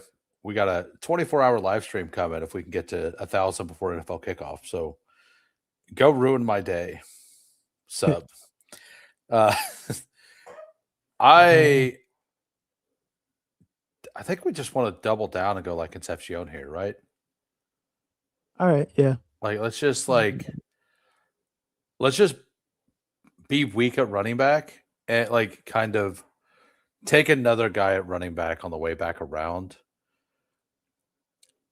Okay. I don't. Mean, Chris Rodriguez has like 13 career receptions or something. Yeah, no, I mean I'm not much of a fan. I know I'm a little overweight, but I don't think he's a good pick with Trevor Lawrence. Is what I'm saying. Oh yeah, with T-Law stacked. Yeah. I agree. I mean, they don't really hit together. Yeah. I do think that I'm not a huge Jordan Mason guy, but I do think that Jordan Mason kind of fits this team. If you want JCM instead, I'm okay with that. That would be the week 17 situation there. I kind of like Katron Allen a lot right now, so I would prefer the Mason. All right. The reason I'm pretty low on Mason, but I definitely want pieces of that Minnesota backfield, so that feels fine. So we had a couple questions there as well. All right. 1 second. Said, oh yeah, we kind of got to some of those. Like chat's popping. Thanks everybody for being here. Appleman. What? DK or Torrey Horton? Yeah. I mean, I think it's Torrey Horton very easily. Chimera DK, I think he needed to get a role in the slot. Perfect. And when they signed Wandale, And I had a bunch of Chimeri DK in pre-draft, and whenever they signed Wandale, I just switched fully into like full blasting Wandale, and then they drafted Carnell Tate, and none of it feels good now. None of that. Yeah. A lot of my other stuff feels great, but that did not feel great. Yeah, no, I agree. I mean, they brought in so much target competition. Like, gave Yeah. Wandale a huge multi-year deal, bringing Tate third overall. Like Torrey Horton, I mean, Cup is kind of more on the way out on the end of his career. Rashid Shaheed can spike, but how much is he on the field? Like Torrey Horton could maybe build out a solid role, and I think he's already shown some spike ability too. So, Yeah. yeah, I mean, Torrey Well, Horton pretty easy. Torrey Horton had I think a 17 and a 15-point game, and he only played like 6 weeks last year. So Yeah. that's just in there for later if you want to drop it. Oh wait, what? Let me see. I just put my link in the private chat, so Okay, at the got end, it. if you want to drop it, you can drop it. Whatever, later. But All right. I think that Jordan Mason makes a lot of sense there because like we are pushing running back. We're gonna be done at probably two. We're definitely done at 2 tight ends. We might be done at 2 quarterbacks. I think this definitely feels like a 2-6-8-2 build, which I haven't done a lot of this year. 2682. Yeah. Yeah, no, I agree. And I haven't really done much. I don't know if I've done any of my BBMs where both of the onesies are 2. I think I've had 3 like every time. But yeah, I think we're definitely strong enough at both onesie positions to do that. And like that way we can get more volume at running back since we did kind of wait. So yeah, I mean that makes Yeah. sense. I All mean, right, we get the best running back that there is. it's Um, fine. I don't no, love him, but I do think that he's a fine pick. What are we at? 140? yeah, That's basically where I have him. 142. That's basically where I have him ranked. Would you want I still have Woody Marks ranked ahead of him, but you want Woody over him? I'm fine. I'm fine with Keaton. I don't. I think Woody is a good pick though. It's all good. All right, We might got, we might get both. yeah, and that wouldn't be bad. How are Like I mean, I think Cooper's a pretty good pick here too, but we probably, I guess, don't need him. Like we well, I probably think Cooper is a really solid pick here, but it kind of need force. like safer floor guys, maybe. Well, that makes it a Cooper Cup team. Oh, if we got okay, well, thankfully he goes, so we don't have to pick Cooper Cup. Eh, No, I mean, I actually don't mind the Cooper Cup pick, but yeah. but Omar Cooper does go. What do you like here Brenton Strange as a third Oh tight wait, end? I mean it would be our only stack with him, but I mean, we can. You want let's do it. Strain? Yeah, let's do it. All We can right. flex it, like we're Yeah. Yeah. I mean, and it's cheap enough. I mean, we're close to 150. It's not like the craziest thing to I pick think Brenton Strange back here. I honestly think we're very strong at wide receiver. Like we could stop at 7 receivers with this. We just Yeah, need to yeah. have a floor player too down here, right?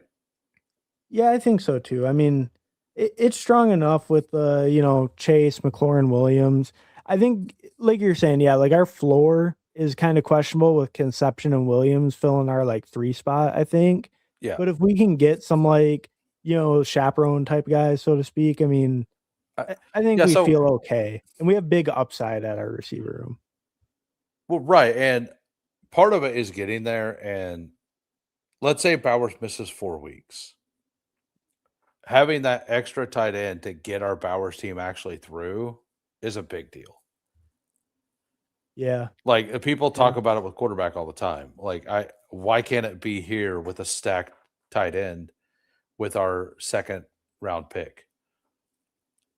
Like who misses 4 weeks in the middle of the season, right? Like and if Bowers misses 4 game, Trey might be popping off, but it could be Jack Best season too, or it could be Michael Mayer season. Like I just think that the 4th tight end is a fine thing. I think Britton Strange is going to have as many spike weeks as Trey Tucker by the end of it. I think that it's an offense we want to be in. We already have the quarterback. We built out the week 17 already. Travis Hunter got taken before us. Jacoby Myers got taken. We don't have any other stacking option. Do we have to stack him? Probably not. But I also think that Britton Strange in this range is one of the highest projecting players. I think so too, but I think Trey Tucker probably would have given us more usable weeks in our lineup, right? I don't think this is the team for Trey Tucker because we have JMO Concepcion and the other I guess because we have Bowers as well, so it's like we have the double anchor in McLaurin and Jamar Chase, right? And then we have two just spike week guys.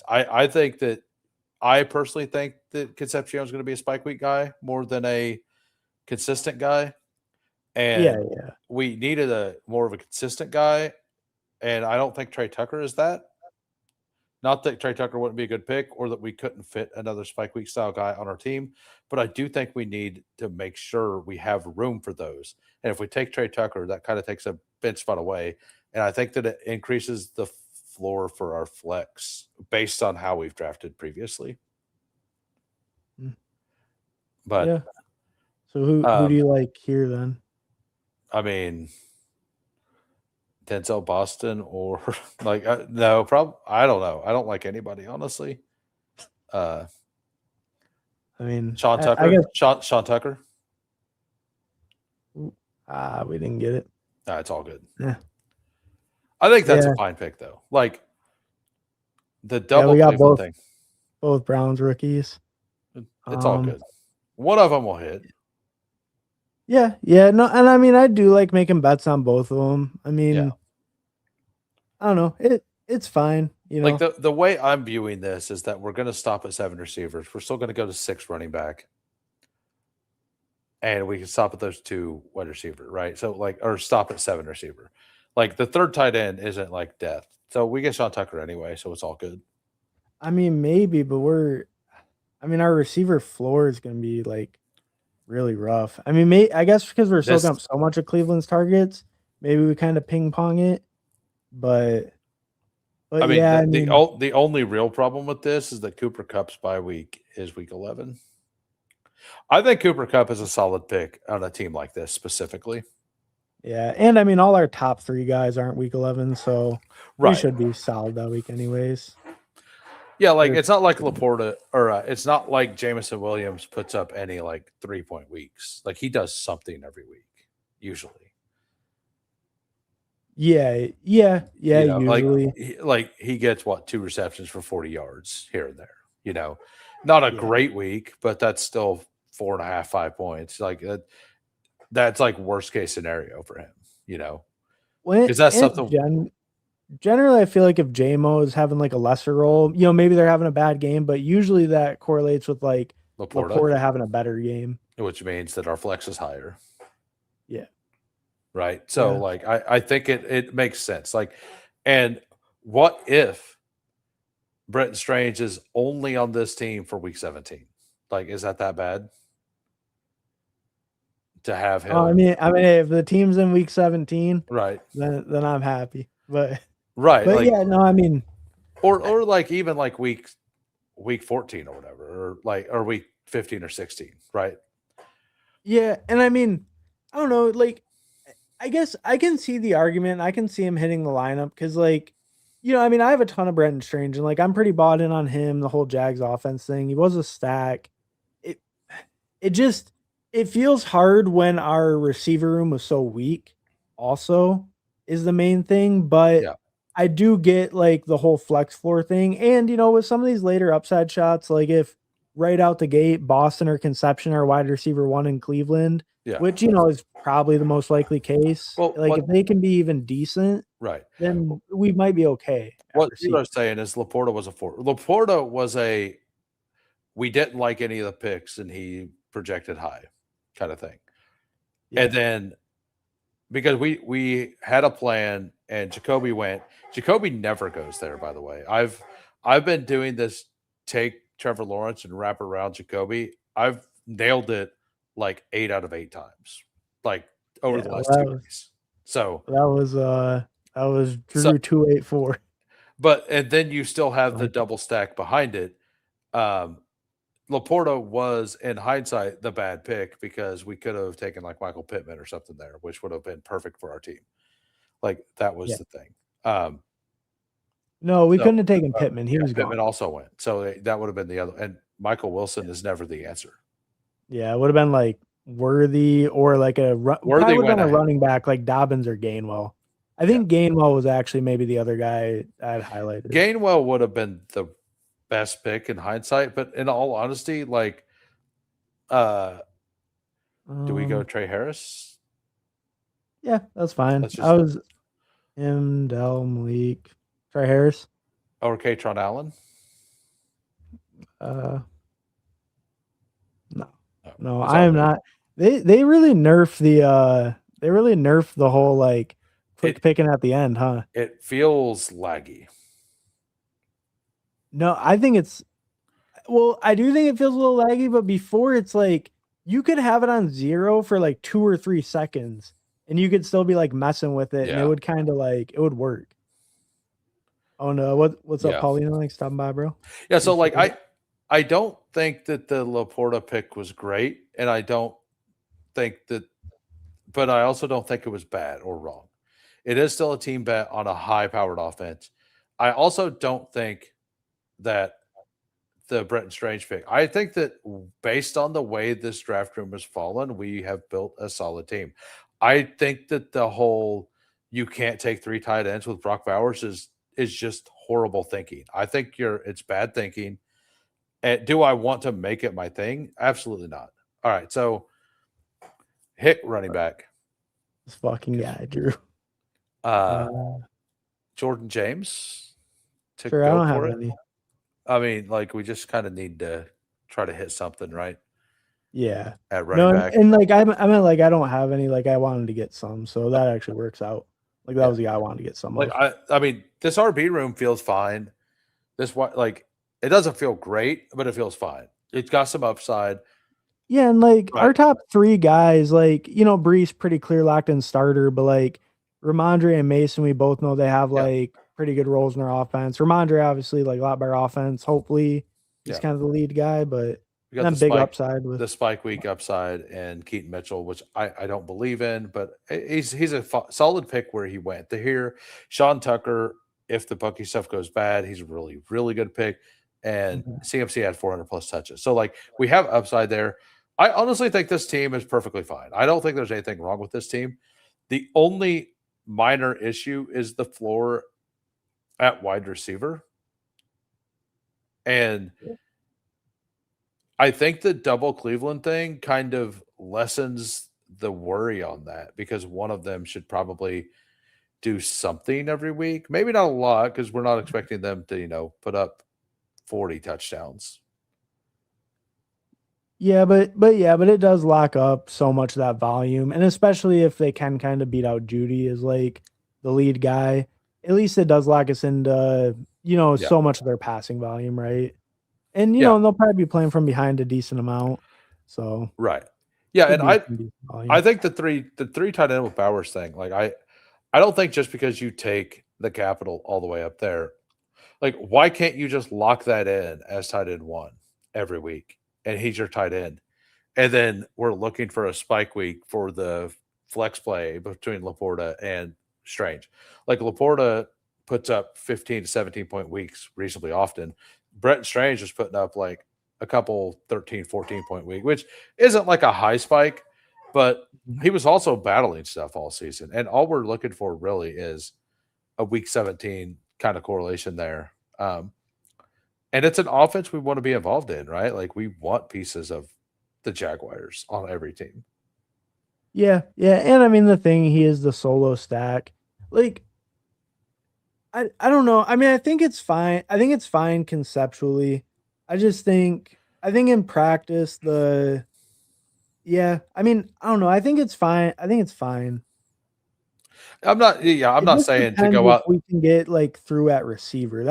That's the real question I have. Like, I agree completely. The whole raise the flex, all that, but like wide receiver 3, do you take more of a hit than at that than you gain at flex?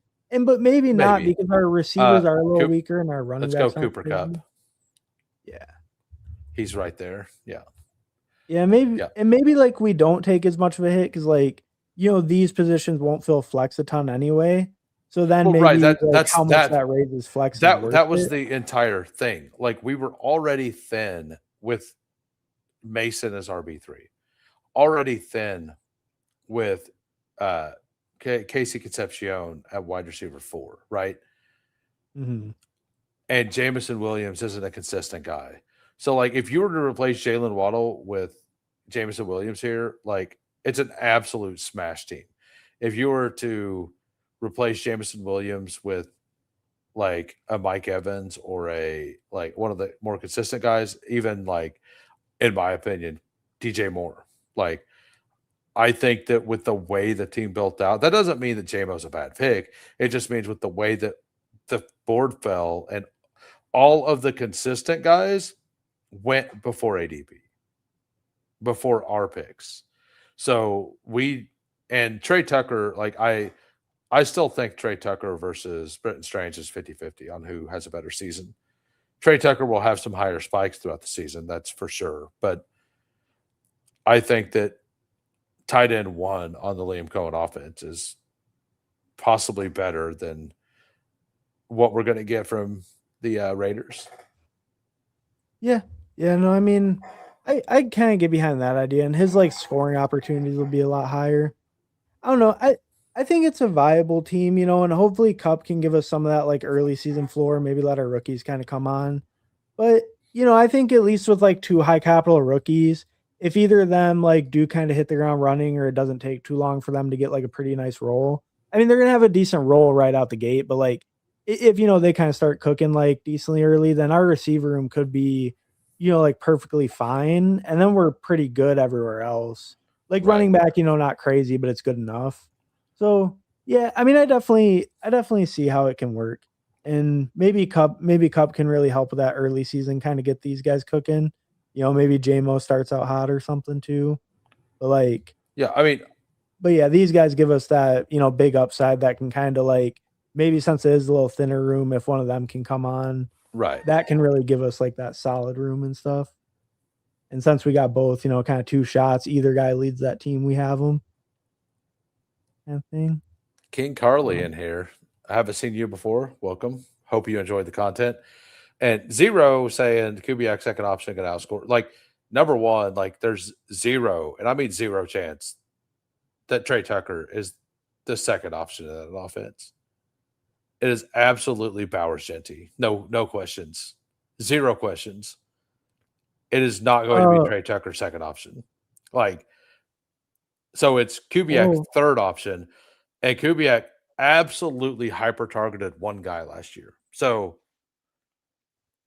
what was it, 30 some percent? Yeah, like Yeah. it is still Genty will be the second passing option. Genty will have more targets I believe, than Trey Tucker by the end of the year. I don't think I agree with I think that. they're going to rotate that position a little bit. Like I have a lot of Trey Tucker. Like, You can't really use his stats from last year because it's a new offense. because yeah, Bowers was hurt, new offense. But like, Bowers was hurt, all that stuff. Like Genty, what? How many more did he have more targets last year? no, he didn't last year. I mean, I don't know exactly. He probably had around. It doesn't say on here, but Trey Tucker had 92. It's also Geno Smith versus Kirk Cousins and Mendoza. It's a wild prediction either way. But I would be pretty shocked at the end of the year if Trey Tucker is actually wide receiver, like second in targets. Yeah, see, Yeah, I feel like I he mean, would be the favorite, but it's I mean, 0. I don't know. It's 0. Like Genty's on the same team. Like he also played with Jacoby at first. So Well, right, like but yeah. who's more duplicative of the others like skill set, right? I mean, Yeah. Jacoby leaving, how much does that help Genty versus like Yeah. help Trey Tucker? They're both Like, receivers. yeah, but I agree. Is this my favorite team I've built or that I've seen built? Absolutely not. Does it have an avenue and a path to get there? It does.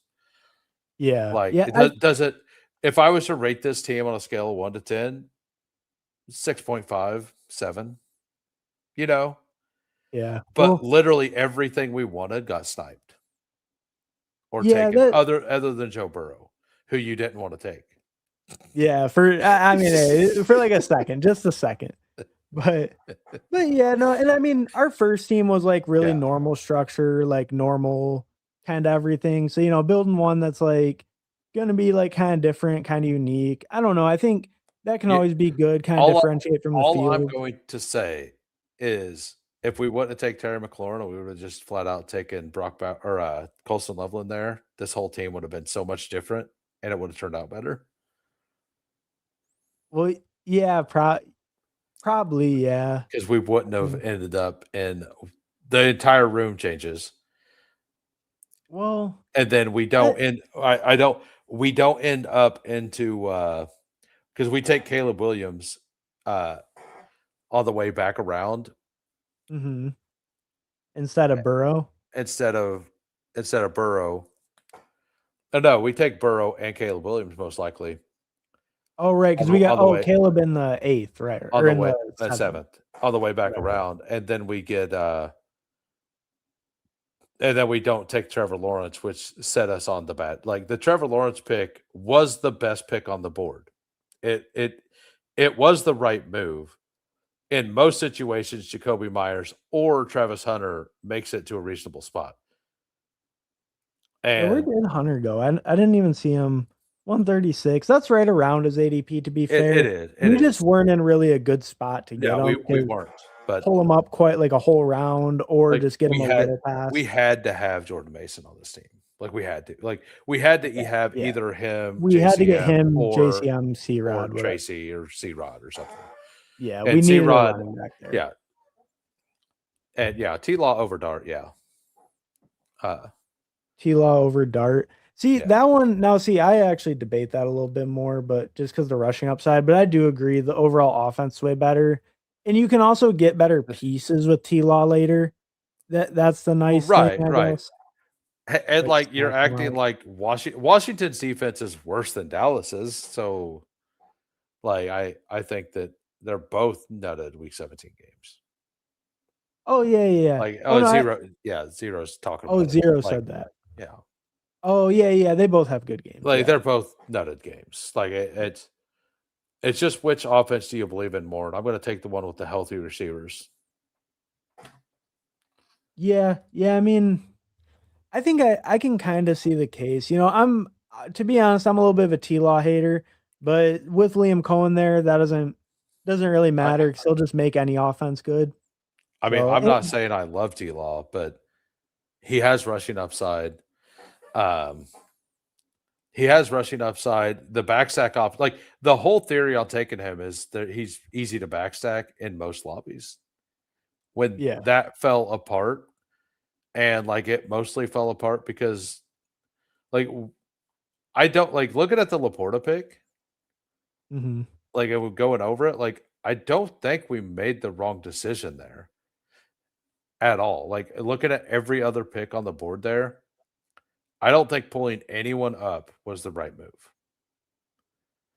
I think if I was gonna argue for anyone, it probably would be like a running back. Yeah, Dobbins or Gainwell would have been fine.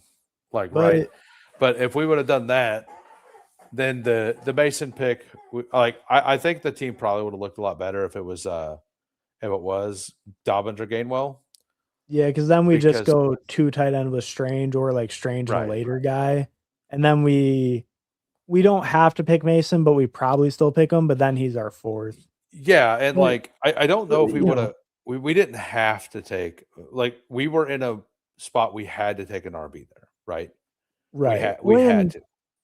And I mean, it's different too. Like Brooks, White, Jones, they were all relatively close to making it. They didn't.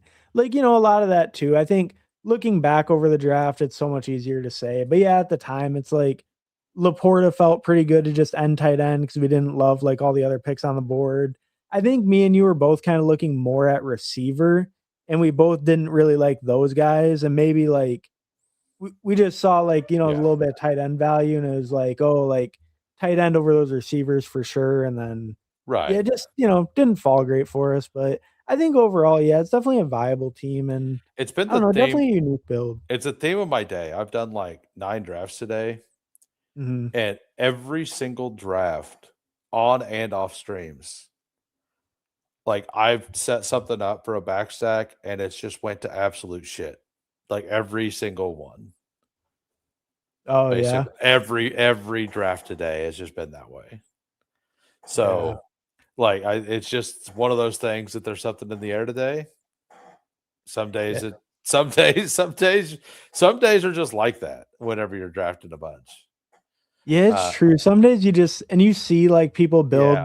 the sickest teams you've ever Yeah. seen, and then Well, one pick like, away from you, like you were talking about in your DK.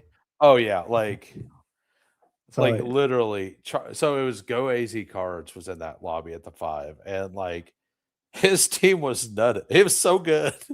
And like I was at the 3, there was somebody at the 4, and then he was at the 5, and the 4 and the 5 hole had these like god lineups, and they got every falling value, and not like there was exactly 2 falling value every round. And it was like they got them every time. So like yeah. not only was I getting sniped on that, and like and this one wasn't necessarily that. This one, people were taking people around ADP, stuff like that. There wasn't really falling values other than the T-Law pick, which we got. Um, Yeah. but Yeah. I do think that overall, like this team has a fighting chance, right? Yeah, and I Like mean, and we're, like we were talking about, like the flex is raised obviously from the tight ends, but like we're also really strong at QB.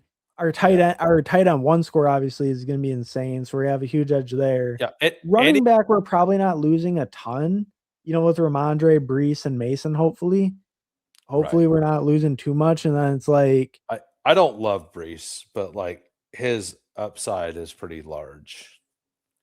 yeah, yeah. If the And Jets are even like halfway yeah, decent, he could get there, but. There's but some no, interesting picks at the end too. CJ Ashton Daniels, Dulin, CJ Daniels. A couple names I don't think I've seen yet this year. nice. I think Eric it's too. All in the I think it's 17. pretty early to be drafted CJ Daniels. Yeah, I don't even he's a rookie, I'm guessing. Yeah, and like I mean, I think the Brees pick, like I generally prefer Olave there. I don't know if I recommended Brees or you did. I think I mean I'm fine No, either you way. Like nah, I just you said Brees, and I think I immediately was, sold.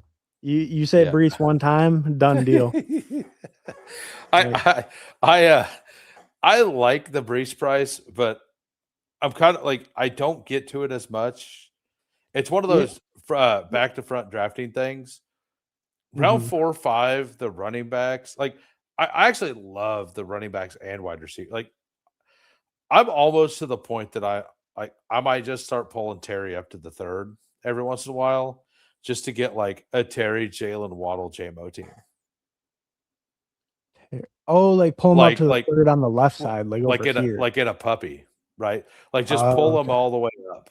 Just take them up there and get, like, Terry McLaurin, Jalen Waddle, Mike Evans, or Terry McLaurin, uh, Cam Scatterbo plus, Devontae Adams or something. I really don't think that Terry like, that the Terry, the Mike Evans, Jalen Waddle, those players, I think it's what, like 35% of the time they just outscore the players in the round ahead of them in any single week, and over the course of an entire season, it's within 30 points probably total points. So like you could probably advance by the little, like let's say that it is a little worse pick overall, but you're just getting a unique pairing for spike weeks in the playoffs. Um, Yeah. No, I mean, I think I can see the value where yeah, like what is really the difference between like Devonta Smith and Terry McLaurin? right. Like, The and the how much difference is, projection are you losing? Like, yeah, the like you difference said, is yeah, that maybe 30 over the year. Oh, good. yeah, the difference is Terry McLaurin's a better pick. Yeah. Oh, Just yeah, yeah. just flat out a better like, and I'm not trolling here. Like Terry McLaurin's a flat out better pick than Devonta Smith. If you're gonna have to take Devonta Smith all the way up there, like absolutely not. Oh, at cost, I think I agree with you. In general, even, I mean, probably Devonta Smith, but like I could definitely see the case for Terry over him, especially if they don't bring anyone in. I do think the commies still bring in one or maybe two guys, but Does IU count? yeah, I was thinking more if it's Diggs. That's He's the scary one, but not I even mean, that scary. It might be hon- good for the offense as a whole, but he's the one that I feel could have a bigger impact. Like honestly, Ayuk, uh, it could just be Debo going back. yeah, yeah. I mean, he was But pretty good there when Jaden was healthy, so it's like it well, seems like they might want him back. I think. I don't think it really matters who goes there. I think that if they get more right now, he's gotten all the volume. Terry is. If Yeah, they get somebody to loosen the coverage on him, like why is that bad? yeah. I I think the only Uh, thing I would maybe argue is like if it's Debo, maybe he takes a little bit more red zone work than some of the other guys. Where like Terry could be like the super red zone alpha, and maybe I Debo takes some of that just with his short yardage ability. maybe we didn't really get to see what they were planning to do last year, right? That's true. We never Yeah, seen any 'cause of Jaden all got three hurt of so them early. together. So Yeah.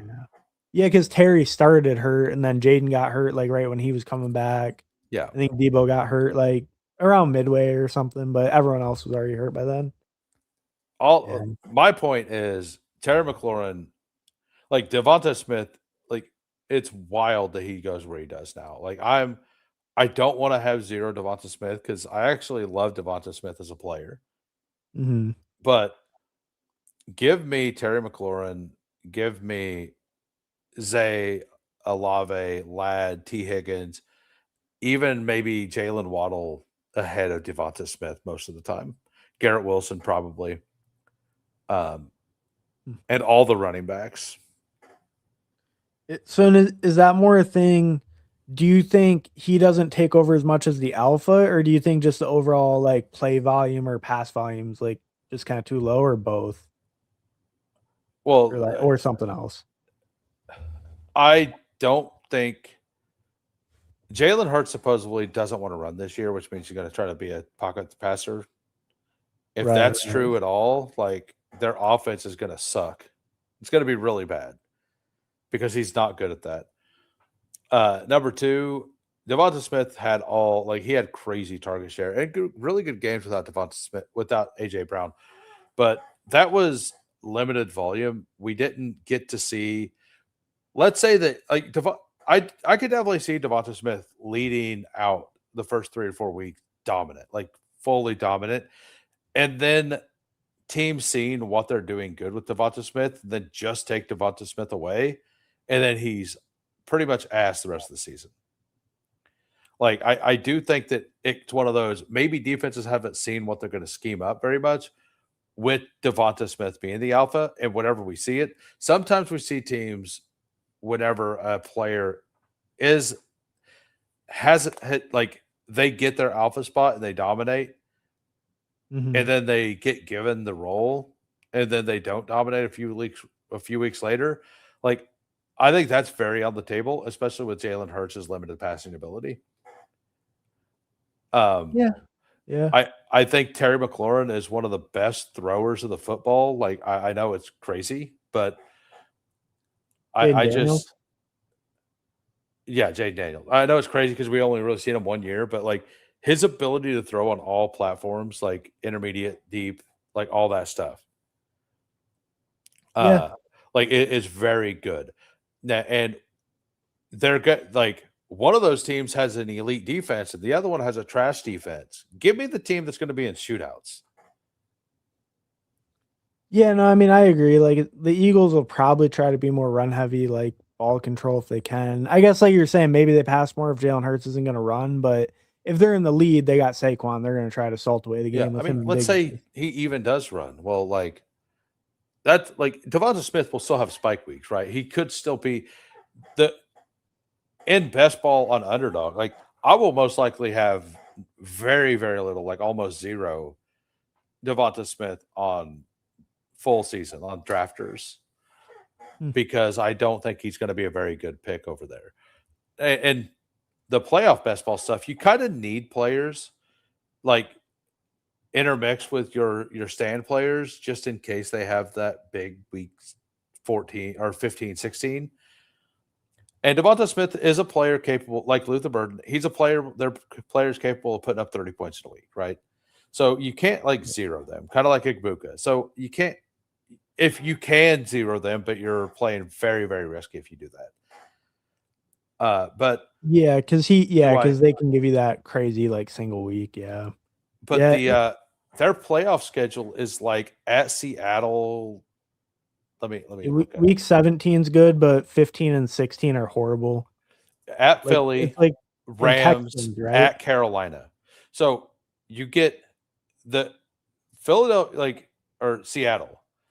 Oh no, I was reading off Seattle's. I think it's Seattle and Texans. It's Seattle, Texans, and then at I was reading off the wrong one. So yeah, and then at San Francisco. Like Yeah. so you get Seattle's insane defense. You get manned up against that insane outside the shutdown corner in Houston. Why can't I think of his name? He was the 4th overall pick a couple weeks ago. Yeah, And like Sauce Gardner and Stingley. Derek Stingley, yeah. Yeah. And San Francisco's entire defense was hurt last year. So like even maybe he's the guy you need to get to week 17 for the San Francisco game. Maybe that's the case. I don't necessarily believe that. I believe that number one, he's going to be incredibly hard to get through weeks 15, 16, both, because you're spending round 3 capital on him. So maybe he's that skeleton key you need just in week 17, but you have to trudge him through those weeks. That's a really, really hard parlay to hit. So I'm pretty out on that overall. And like that's another reason on Underdog specifically, I'm pretty out on Mekhi Lemon as well. But Dallas Goedert, like I feel like he's just so priced. He's priced so low that I think him just being a piece to get you through is perfectly fine. Sowers as well, like he could be there because he's so low priced. And on drafters, I don't see the full season upside in Devonta Smith being as big as everybody else does. I could be wrong. Like I was wrong about some things last year. I could easily be wrong. Like schedule wise, their overall schedule for next year is pretty solid. But I still don't know that a round 3 capital is something that Devonta Smith can really live up to. Yeah. Without like I don't see it. And I know several people in the space do believe, and a lot of the market believes because he's moving up. But I think that that's just blind stupidity of people not realizing AJ Brown was going to leave and that it was already priced in at the 3-4 turn. And now AJ Brown goes up a half round and Devonta Smith goes up a half round because people think they need to adjust whenever the adjustments were already made. So I'm not buying either one of them right now, honestly. I would agree. I'm not like really buying either one, but I am still pretty okay with taking AJ Brown. Like, yeah, probably I don't like 21 and past. Like, I just think he's gonna smash there. But I did kind of load up in the 3rd, so I'm cool letting the hype die down a little bit. I'm not taking AJ above Drake London or Nico, most likely. I would consider over Nico sometimes, but like not over London. I generally am going Nico over him though. So I'm pretty much with you on that. I would take him over Pickens though. Pretty easy. Or either of these two guys. So probably like that's kind of my line. Is London for sure, maybe Nico. But yeah, I don't know. I think I'm kind of with you on Smith because it's like he's already being priced as what, like wide receiver 12 or 13. So it's kind of like, yeah, you're already paying for how much room does he really have to go above that? with their like kind of more limited volume? Can he be like a JSN, Yeah, 35 exactly. or 40% target share? Because he's gonna need, I mean, he's gonna probably need to be in like high 20s target share to really have a hope of paying this off. And I mean, how realistic is it that he gets up there even better? And then how good is the offense? Because that's a big question mark with all the changes. Right. Like everybody's all in on Sean Mannion, and we don't know. And I think the Jeff Stoutland retirement is a big deal. Yes, Oh their yeah. offensive linemen are really, really good. Like, don't get me wrong, but they mostly battled injuries over the like they were fully healthy for 2 straight years, like 0 injuries for 2 straight years. Last year, they finally had some injuries. Um, they all hate the tush push. I I mean, I'm not positive, but I would believe that the reason they're getting hurt is because they're doing the tush push all the time because it's just so much more uh like stress on the body. Yeah. And as the team doesn't really want to do it from what I hear, like from like rumors and stuff, like murmurs you hear, right? Like I don't have access to them, but it's Well, just kind of what you hear. and just looking at the success rate of the tush push, Yeah, like it dropped if down. you don't get it too, it's a lot of times like a 4th and 1 or like Yeah. maybe 3rd and 1 where you're kind of punting instead. So it's like, well, if Well, it's a coin flip play, do you really want to be calling it over like calling a more creative play or run to Saquon or yeah, if it's not the 90% or 80% of the time it works. right. And well, yeah, the lineman and Saquon wanted to go for the record, and they said no 2 years Yeah, ago. that's crazy. Or wait, Um, you're talking about like the season long record, right? Because yeah, they benched him last week, right? Right. and I think that so the offensive lines coach that they replaced Outland with is the guy who, and I've said this a bunch on my stream. I'm sure a lot of you guys have heard it, but they replaced him with the guy who was at Minnesota last year. Well, guess what? That guy got fired. The guy's gone. And now he's doing the same job somewhere else with a better cast. Maybe he's not good at that job. The Vikings brought in a bunch of linemen last year, and he absolutely could not get it to work out. Like they were one of now maybe it was JJ McCarthy had no idea what he was doing and made the offensive lineman look worse than he was. That's definitely on the table. That's definitely Well, a possibility, right? they Like, did have a ton of injuries too, right? yeah, The they did. Like Vikings. Will Fries was one of those signings and he got hurt. So Yeah, but yeah, I like, don't know but that description. I'm not a fan. That reminds me too much of Drew Petzing on the Lions. yeah, it's Guy who like, could make it work with worse guys goes to a team with better guys. Maybe he's yeah, just not like good. it's like, Ew. hey man, like, yeah, and I heard a pretty funny quote. Pat Carrain, I guess he was talking earlier with Coach Peak, and he said one of the offensive line, I think it's Jordan Mailata. He's like, he had a quote. It's like, if we could put the top three smartest guys on the Eagles in a room, we would, we would, the people who'd be in that room would be Sean Mannion. Yeah, it'd just be Sean Mannion. It's Oh, like, what? You can't even think of two more? I'm so out. I'm out. I'm yeah, out. I'm out. well, in fairness, we already knew the head coach wasn't going to make it. So, we knew that going in, right? So, I those I season, wanna that's about as good as we can I hope. wanna find this quote. I haven't found this quote, but I wanna find this quote because this is great. Yeah. Uh, This is a pretty incredible quote. yeah, it's Sean. Yeah, it's uh, but yeah, I mean, Stribling and Wicks, like, so I just Yeah. think that with that playoff schedule, like, it's horrible for the Eagles. Oh, yeah. I mean, arguably the two toughest defenses in the NFL. Maybe Seattle kind Yeah. of overperformed, but I mean, Houston definitely will probably be up there again. Rams probably the toughest now, but Oh, yeah, with Myles Garrett. Yeah. yeah, like, Yeah. But but Houston like, will definitely be top couple. And then I'm sure Seattle with McDonald still there will be Yeah, well, a strong Cleveland's got defense. worse because of the Garrett trade as well. So like you got Houston, Seattle, Denver, Rams, right? Yeah. Kind of up there. Uh KC with 2 elite corners now. yeah. Yeah. KC with our corners that we have that are well worth it. Uh Yeah. like I I still mean, think like I'm glad that we signed him, but it just makes me more upset that we took Mansour Delane. yeah, but I mean, Well, realistically though, like, We traded up for Delane. Like why? well, they must have thought the commies were taking them. It's the only thing that makes sense, right? I mean, Because they went defense and they were 1 pick before him, oh, right? that's exactly why they done it. Hmm.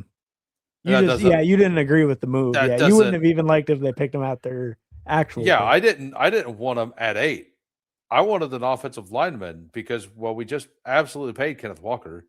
Why would you not secure the investment you made? Like you've Right. invested in the Mahomes, you've invested in Kenneth Walker. You said like Andy Reid was supposedly quote hell bent on fixing the offensive line. Well, guess what? Didn't happen. Yeah. Anything. We had the 8th pick, we had the 29th pick, and we had a 3rd round pick. Well, guess what? We lost the 3rd round pick to move up to not take a lineman. And then we took a 2-year player in or a year away player to replace Chris Jones with the 29th pick. Like it could Mhm. not have been a worse draft, in my opinion, for Kansas City to compete for this year. Yeah. I Yeah. think this is a future draft. This is not a I think that this is a holdover. I think Kansas City's clearly I think they know they're clearly the 3rd best team in the division. But I also think you need to keep Patrick Mahomes alive. Like Yeah, and I mean, but I mean, maybe that way you're talking, like, if they do think about that, I mean, maybe that kinda explains bringing in Fields. Maybe you just put Mahomes right on pup, and you just say, maybe. like, "We're retooling," getting that Kelsey contract off the books, you like, kinda Well, that retooling, like, our I mean, receivers this they have offseason, and it doesn't make sense because they brought Kelsey back and re-signed him because he was off a contract, and they brought him back this year because yeah, why would he didn't have a contract. So they have to think. I don't understand anything that they're doing. Is all. well, But Kelsey's because you can't possibly kick him off. It'd be too much bad PR. He's the hottest name in the NFL, dating Taylor Swift. Like, absolute I don't know. Kubiak. Well, and he's better than nothing. I mean, I obviously he's better Kelsey's than nothing, but like, I mean Kelsey's still better than 20 of the tight like he's still a top 15 tight end in the league. Like worst case oh yeah, scenario, he's like top 15, right? He's probably still top 7 or 8, like without a doubt. Just because yeah, of how much knowledge he has and how much he can find the zones and all that. right, right. His Like ability to get open in zone. Maybe he's not yakking it up anymore quite as much, yeah. but his He ability to get open is he he was definitely not yakking it up last year. He no, was no, no, he was not yakking it up last year. no, Uh no. but This year might be a little bit more of the same. yeah, Kelsey top 6, yeah, he could be. like if yak means like, throwing up, you know, like yakking. Yeah, he might have been maybe that, but not the yards after catch. Yeah. He definitely didn't have a whole lot of yards after contact either. No, Uh, no, no. But I mean, to be expected in his old age. If the old man yeah, can catch him passes, then you're pretty happy. I You mean get to this see him out there. it's just a side gig, man. Yeah, It's a side gig for him. yeah. The podcast and being a global superstar. That's what Yeah, that's what comes yeah, first. yeah. He'll just be the 6th best tight end in the NFL as a side gig. It's all good. It's all. Yeah. uh, yeah. Uh, I do think that the way our team came together though at the end, like none of it felt good, but that doesn't mean we didn't end up getting to a team that's functional. And I think that's kind of the thing. Like, could we have skipped Britton Strange and just had naked Trevor Lawrence? Absolutely. Like we could have done that. Do I think the team looks a lot different with Trey Tucker versus Britton Strange there? Honestly, not that much different. I think it just gives us less power in week 17 if we get there. Yeah, yeah, no, I mean, I think I agree, and I think you kind of convinced me on the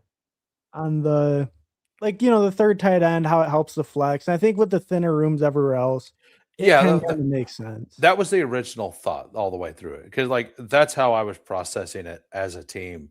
Is well, we've pushed at this. We got Ramondre, so we kind of have RB2 locked up. Mason definitely locks that up, but we have no big upside there. I think we needed Katron Allen. Like Katron Allen was a pick we really needed. And the fact that we didn't get Katron, I think makes this like if that was Katron Allen instead of Jordan James, I think our upside is immense. Yeah, yeah, because Katron And can really like take on a role without injury, so it gives us good well, upside without being too contingent. it puts us more into that offense that we were invested in. It gives us another opportunity in that week 17 game. Uh Oh, the Commanders defense is not great, but we're expecting the Commanders to score a whole bunch, and they're going to use 3 running backs like possibly, but apparently Katron Allen's having a hell of a camp right now. So yeah, so yeah. And I I've mean, hey, hopefully, I'm the biggest Katron Allen slapper you'll ever meet. oh really? Yeah. Nice. I Oh yeah, yeah. That's yeah. is it because I'm huge in him, huh? is it because of his nickname? Oh, the fat man? Yeah, Fat No, I Man. mean, I like the fat man, but, no, he was just one of the few that, like, I actually did watch, like, quite a bit of, and then just, like, I don't know, he looks like such a good, like, patient runner. I think the big problem is just, like, he has negative burst. Like, dude has no burst, no, like, getaway speed, but he's such a patient runner and he falls forward. It's like, I don't know, he looks like Le'Veon Bell with that, like, weight behind the line, kinda that, like, one cut and go type thing. Yeah, Like Le'Veon could put his foot and go though. yeah, Le'Veon could actually go once that happened, but he looks like Le'Veon, and then he starts running, then he doesn't look as much like him, but the motion looks similar, it's just not as fast. So he's Uh, Le'Veon mixed with Jerome Bettis. yeah, yeah, there we Yeah, go, there we he's go. he's That was a great comp. yeah. There you go. But, Like he's half Le'Veon, half Jerome Bettis. yeah, but I don't know, I think just, like, a guy like him, just being able to, like, not get stuffed and just, like, have a decent success rate, maybe just kinda be, like, like, maybe have a decent chance to kinda be the short yardage guy. Like, I don't know. I kinda see it, and it's not like the competition's too strong, right? Give Rashad I White one of the lower contracts, JCM's a late pick, I Katron's a don't late pick too. I don't know if you heard me all preseason talking about this exact thing. Yeah, yeah. Like What was literally, Emmett? It was supposed to be Emmett, though, that's the problem. no, literally, I was saying the entire preseason. I'm like, look, if they draft and it wasn't in the fifth, I kept saying the fifth round. I'm like, if they draft Katron Allen in the fifth round, it's like nearly death for JCM. But they didn't take him in the fifth; they took him in the sixth. So I do think there's a little bit of hope for JCM still. If they would have taken him in the fifth round, I think that would have been like a clear sign you taken a player to fill the position 2 rounds ahead of where you took the guy who you let Chris Rodriguez replace. Um, Oh. Oh, yeah, be- yeah, yeah, because like, they let Chris Rodriguez took him off the field, so it's like, well right, yeah, how and stable is he? Yeah, like he got his chance, he didn't perform. They put Chris Rodriguez in, and then JCM still got there in week 17. Shocker! yeah, Like how did that work out? But uh, yeah, he ended up being a good pick after all, yeah, especially if you got him late enough. he ended up working out, and it doesn't matter theory wise. It was a horrible pick. It was awful. Like just because it got there doesn't make it correct. Kind of like the Michael Wilson pick last year, 0. I gotta take the little Gotta shot, yeah. gotta take a shot stab. Gotta reopen the troll from earlier. Uh, Um, but uh, yeah, so I think we'll probably pretty much end it there. I did wanna look at, Drew's team real quick. If anyone else was in here and they want me to look, like, I will, but I know Drew's still in here, so I don't want to scam him just in case. But 4563, Dart, Rogers, Brissett, Penix. That's kind of interesting. Yeah, he Bijan, could Jeremiah Love. have used Trevor Okay. Lawrence. Yeah, he could have used T Law. I guess he was saying a few times he was getting sniped He left and was. It right. was And like I was complaining about it, but like we, I do think the Jacoby Myers pick was kind of out of hatred because yeah, we for took him, sure. but but I get it. I'm not upset at it. It's just that I've done this a few times lately, and it like Jacoby's fallen for some reason, like fallen. Yeah. Like to see him like that was close to ADP, but yeah, a lot of times now it's like you're seeing him easily past 100 most drafts. Yeah, And I don't really know why, but you are seeing it. yeah. Um, Especially on DK. Like I think it makes less sense for him to be falling on DK. yeah, because he's kind of like the Yeah, projected targets leader of the team, I yeah, would say. yeah. So, okay. Bijan, Love, Warren, Woody Marks, Katron, pretty solid running back room overall. Pickens, Evans, Parker, Jacoby, Wandale, Stephon Diggs, Loveland, Goddard, Fryermuth. So good tight end room. Receiver, probably a little bit thin for 6, I would say.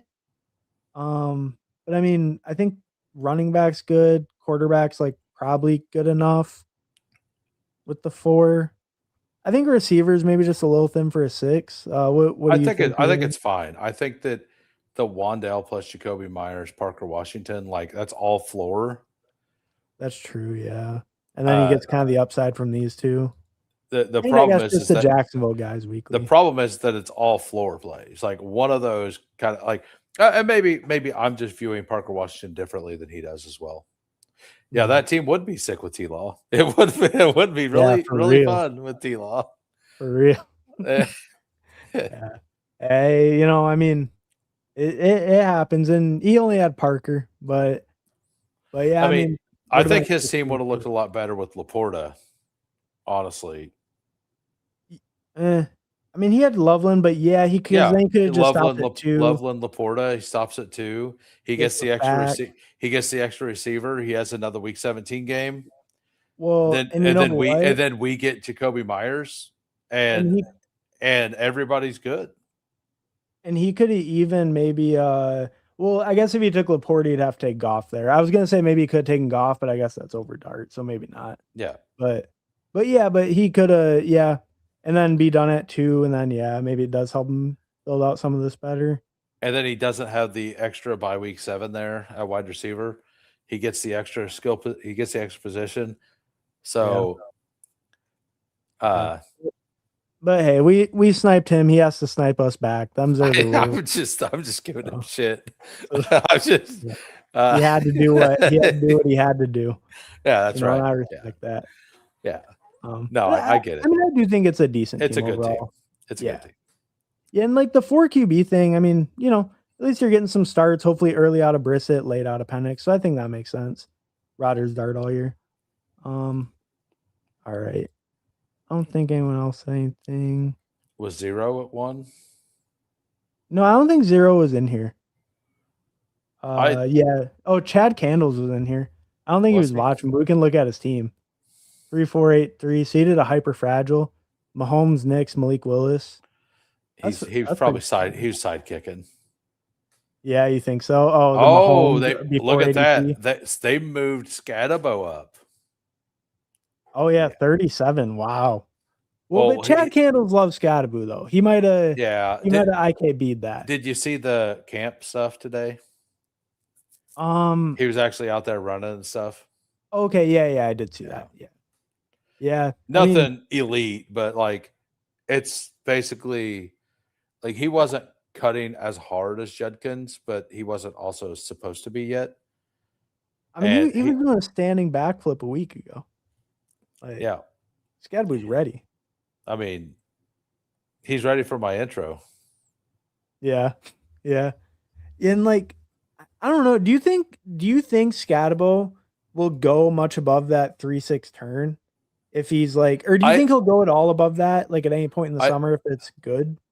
I think Scatabo, if everything ends up good, I think he should go around Javante and Kyron Williams. That's what I've said the entire time. I would probably take him slightly ahead, Mhm. but that was with the healthy Neighbors. I think if Neighbors, like I do think that the Neighbors injury is kind of bad for Scatabo because Yeah, I this think hurts the offense so much. the offense, there's going to be so many less touchdowns that I don't think it's as. Now, I don't think that makes him undraftable. I still think he's a really good pick where he goes now. Lamb But trying to game plan for OBJ and, Darius Slayton is a little different than Neighbors, so, like, maybe a lot more yeah, stacked boxes, just less efficiency, right? I mean, But one that's of the early. one of the clips they had of Scatabo today was him catching a ball 35 yards downfield or whatever. So Oh, there we go.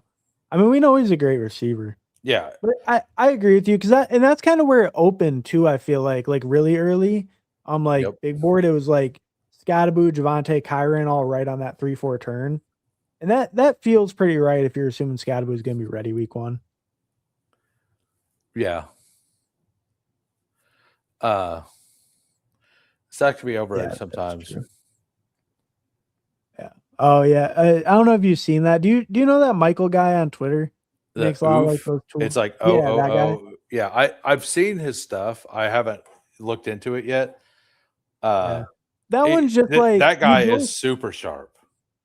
Oh yeah, and he builds like some of his tools are really cool. Like the stuff he did to track portfolios, like he had some unique angles and stuff in it that I just didn't see on like other sites. But like I think each one has its own kind of interesting thing. Obviously, like I don't know, he had like some of those cool like the spider charts and stuff that show Yeah, your like tendencies and all that.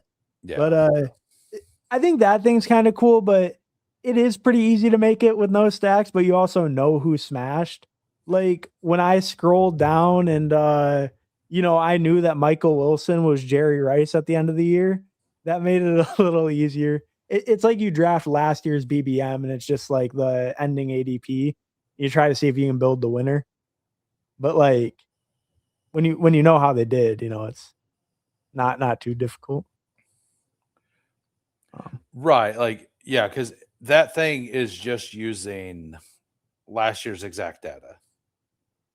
Yeah, it's literally just like last Yeah, year, just like like you if you were to fill draft week with the clip, 17 by yeah, picking Burden and Purdy. Like, yeah, make sure you pick Purdy or else your team's not going to win the week 17 type thing, you know. Like, yeah. and then pick Stafford or Drake May late because Well, you I know mean, they're going to it's smash. if you So, have the answers to the test, how likely is it that you make it, kind of thing. right. That's Yeah, kind of the game. yeah. And I only got 19th place, so I didn't do that good. I made it to the finals. I got 19th place in the Oh, simulation where I already knew the answers. I couldn't even win it then. I haven't played with it, but I mean, it is a fun little thing, Yeah. for sure. Yeah. Yeah, no, I was on it for like 5-10 minutes. It was a fun little game though. Yeah, Um, but all right. So we'll drop if any of you guys haven't checked out Hoohames, make sure you go over check out Hoohames channel, give him a like, give him a subscribe. Uh he goes live pretty much every single day. Do you want to let people know like kind of the plans yeah. coming up and stuff? Yeah, so I go live every Monday through Thursday, 4 p.m. Central, every Sunday night at 6:30 p.m. Central. Sunday nights, Superflex. As long as we have Superflex content out there, we will be doing Superflex. Tomorrow at 4 p.m., we have a members only stream, and it's all about Eliminator.